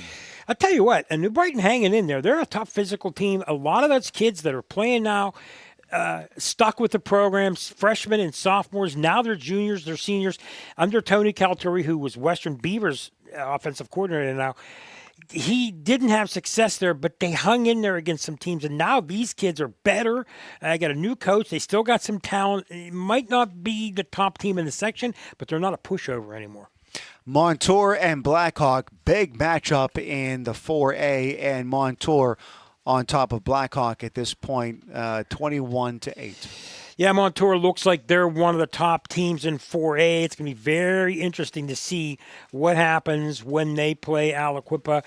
That is a game we may be doing later in the season. Montour under Lucero has had top programs before. We've seen them battle against Central Valley. Now Aliquippa could be in their way. Montour was a top team last year and looks like to be, of course, one of the best teams, at least in this section. Freedom getting a big victory against Beaver Falls, 20-0. The Tigers, after making it to the WPIAL championship game 4 years in a row, winning the bookends, and now they're, I hate to say this, but they're really in a rebuilding mode, and they have a couple of really good talented players that are still there as part of those victories in that WPIAL championship, trying to hold this team together and pass along a legacy. When you lose almost everybody that's a starter, when you lose all the talent they did, and now you only have a couple of seniors, and one of them one of their stars was hurt, and you completely have to rebuild. What was their coach's comment before the season? We are so young, we have to be bottle fed, is what he said. And he's right. I mean, you can't expect guys that are ninth graders that are 14, sometimes 15 years old, to go up against young men who are ready for college in some cases. And you're not going to score a lot of points. You don't have a lot of running backs. You don't have a quarterback. You don't have receivers. And you just aren't a good team. And sometimes it happens. And if these kids stick with the program, they'll be better in a few years. And people of Beaver Falls just have to realize it's one of those years, and you have to just build and get your kids to come out for football, and they'll get better again. One of the things the head coach of Beaver Falls said is that these kids are really, really good at the 8th and 9th grade level. And in fact, last year, these kids that are at that level now, they're freshmen now, they went undefeated last year. So you have some real talent, but you're absolutely right. At this age especially, 2 and 3 years is a huge difference maker. You can get a couple of guys as freshmen that can hang in there and play, and a big kid on the line and a receiver or something like that, but you can't expect 8 and 9 kids that young who've not played significant minutes to all of a sudden do it. But you can turn teams around. We've seen it now with Riverside, Brighton, Hopewell. We've seen turnarounds, and now it's just Beaver Falls' turn to take some lumps. And you know, it's football teaches you about life. It's adversity. Okay, you have a year of adversity. Now, what are you made of? Are you going to stand up and fight and then get better? And that's what Beaver Falls has to do. And let's see if we have the right coach and the right staff to do it. Rochester, one of the slowest of slow starts, but now we're in conference play, and they took it to Summit 42-7 tonight. Yeah, Summit's a team that always has some talent, but with the educated youth, you just never know what you're going to get from week to week. And Rochester got well quick, and Rochester, I would assume, has some guys back from injury. Good to see them get a win. The toughest start I've seen Rochester have in all the years I can remember. And you got to feel for Gene Matzuk and his squad, but they had their kids ready to play tonight. You are listening to the Electric Garage Doors postgame show from the McGee Heating and Air Conditioning broadcast booth. I'm Mangino along with Mike Azadian, and we're talking about this game, Western Beaver and Riverside. Western Beaver able to hold on to the victory. And I think hold on to the victory is probably a pretty good term, considering they scored 21 in the first half. And then I'm not sure if your microphone's working for us at this point. Is it, Tank? We'll see. Oh, Tank. No, okay. I tell you what. We're about to find out here. The amazing Curtis Walsh can make all things happen if he chooses to, and we're about to find out. Okay, I tell you what, we'll get to you in a moment, Tank. But when you look at this team, 21-0, Western Beaver up on Riverside, first half. Tank talked to Coach Magnifico going into halftime, coming out of halftime, talking about the changes and the adjustments, and they made some pretty remarkable ones. He was the defensive coordinator here for a few years before becoming head coach. They were able to hold Western Beaver in check and then figure out a way of staying close. They played hard all the way to the end, and maybe tonight, Western Beaver most known for their defense as compared to their offense that has been stellar so far this season. Well, Riverside did a really good job, I think, of pressuring Peel in the second half. They forced him into that throw for the safety. They did a way better job of tackling in the second half. They did a tremendous job of stopping the run. Sparbini and Mayo didn't run that well in the second half. That's probably why we went with other guys for player of the game. Just a lot of things happened. Western Beaver just couldn't get going, and Riverside defensively set the tone.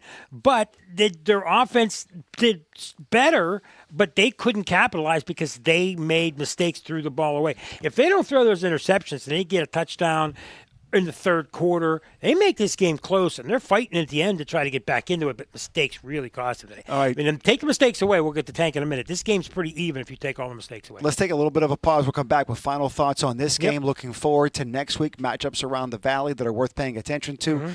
We'll come back with more on Beaver County Radio. No matter what the circumstances, no matter the reason, one of the few things that is left when a loved one passes on are the memories. Staging those memories in an honoring way is one of the reasons so many people have chosen J&J Spratt Funeral Home. A person's legacy depends on a lifetime of accomplishments and then how they are remembered. J&J Spratt Funeral Home has helped start the process of creating positive legacies for over 70 years. Visit jjsprattfh.com. Joseph M. Spratt, Supervisor and Funeral Director. Looking for home services? Call Patriot Home Care in Beaver Falls. Their staff provides company, conversation, and companionship to all patients, ensuring medications are taken on time, participating in fun community activities, personal care, meal prep, and light household work are all services provided by Patriot Home Care, all thanks to the hardworking and selfless team members. Call Patriot Home Care at 724-506-8911 or stop in Patriot Home Care, 1225 7th Avenue, Beaver Falls. Zookie's Sports Tavern on Constitution Boulevard has the best wings and homemade sauces in Beaver County. Zookie's Sports Tavern is the perfect place to grab a bite to eat or a cold beverage before high school basketball games. Zookie's Sports Tavern has a heated and enclosed outside bar equipped with several big screen TVs and is the ideal place to watch all of your favorite sports. Don't forget to become a VIP for discounts and special offers at Zookies.com. That's Zookie's Sports Tavern on Constitution Boulevard. Your Beaver County McDonald's restaurants are proud to partner with Beaver County Radio in sponsoring all the local high school football games this season. Stop into any of your local McDonald's restaurants for everyday value items like 2 for $3 mix and match, sausage burrito, sausage McMuffin, and hash browns. Don't forget to download the app for extra special savings. Looking for a great part-time job? Visit mchire.com today to apply. Good luck to all the Beaver County football teams this season from your local McDonald's restaurants. I'm loving it. It might be time to repair or replace that old garage door. Call on Robin and her team of expert installers at Electric Garage Door Sales in Monaca. Dial 724-774-3200 and your door will work like a charm. Featuring CHI quality garage doors, LiftMaster garage door openers, and over 50 years experience, Robin and her team will get it done right. Electric Garage Door Sales. Give them a call at 724-774-3200 or find them online at electricgaragedoorsales.com. You're listening to 2024 high school football coverage on Beaver County Radio from the McGee Heating and Cooling broadcast booth. Tonight's game is being brought to you in part by eXp Realty, the Beaver Falls Municipal Authority, Patriot Home Care, Keystone Wellness, Pride Transportation Group LLC, Forward RX, Electric Garage Door Sales, the YMCA, Dr. C. Timothy Lip, Tri-State McDonald's, I'm loving it, and Beaver County Radio. We are back, the Electric Garage Doors post-game show. I'm Mangino along with Mike Azadian. Tank Latham is with me too. And Tank, I wanted to get your thoughts on this game before we go and take a quick little peek at next week. I really think that this was a great defensive show by Riverside. I really feel that just Mr. Peel over there on Western Beaver is something to really be watch on. I really think he's going to make it far into college, maybe even the NFL. And he was just frustrated with what he got in there in front of him. And they finally started to take what they were giving him, but he was trying to take too much on and forcing some issues. And I really think if those turnovers didn't happen, this would be a completely different game. Yep, I agree. I know it's fall in the air, but turnover is only good to eat them, but not to actually have them on the football field. That's a very, very good point to bring up. Let's talk about games for next week real quick, if we could, before we turn things over to the Falcones Moon Township Ford wrap-up show and wrap up the Electric Garage Doors post-game show here. Next week in 5A, Moon will take on Peters Township. They're playing that game at Moon. Yeah, that's going to be another tough one for Moon, but they're tough for it. You never know what happens with that Moon squad. They've got a tough conference, but 2 in a row for them. Aliquip, a score update against Newcastle? It was from Ryan Garazunas, told me, he's got a couple of scores. Oh, boy. He's got, from the Fried Transportation Instant Update Desk. Yes. Aliquip 62-21. Avonworth 21, Central Valley 14. I don't think these are finals. Freedom 20, Beaver Falls nothing. Okay. Rochester 42, Summit 7, Laurel 7, Northgate nothing. That's still in the Beaver County section. And Cornell 38, Sarah Catholic 6. All right, Aliquip, a big victory over Newcastle tonight. They get West Allegheny coming up next week. Yeah, we'll see what West Allegheny's made of. Where they started out slow, they had a couple of games lightninged out. They were 0-2. This is a rebounding West Allegheny team. That's going to be a challenge for them next week. Also next week in New Brighton gets also next week, the other game to really pay attention to, I guess, would be what's happening with Blackhawk and Ambridge, and 2 4A schools that are battling out. They definitely want playoff spots. They're playing for them. Yeah. It could be a winner gets in. A winner gets in, or a winner still has a chance, because don't forget, there's not that many teams that make it in 3A. So the loser likely out, the winner, and that could be the better game in Beaver County. We'll find out. Boy, Blackhawk playing a lot better than they were last year. Ambridge has got a solid team. That's 2 solid teams, and nice to see. And it could be a big battle there in Ambridge, PA, next Friday night. From Riverside, Western Beaver going home a victor 21-10 on behalf of technical guru Curtis Walsh, cameraman Keith Walsh, statistician, Big Country, Daniel Campbell, sideline reporter Tank Latham, my broadcast partner, Mr. Mike Azadian. You like that so far? So far. You're not Ryan Garazunas back at Beaver County Radio Master Control. I'm Mangino. You've been listening to the best in Beaver County football on Beaver County Radio. Thanks for tuning in to high school football on Beaver County Radio.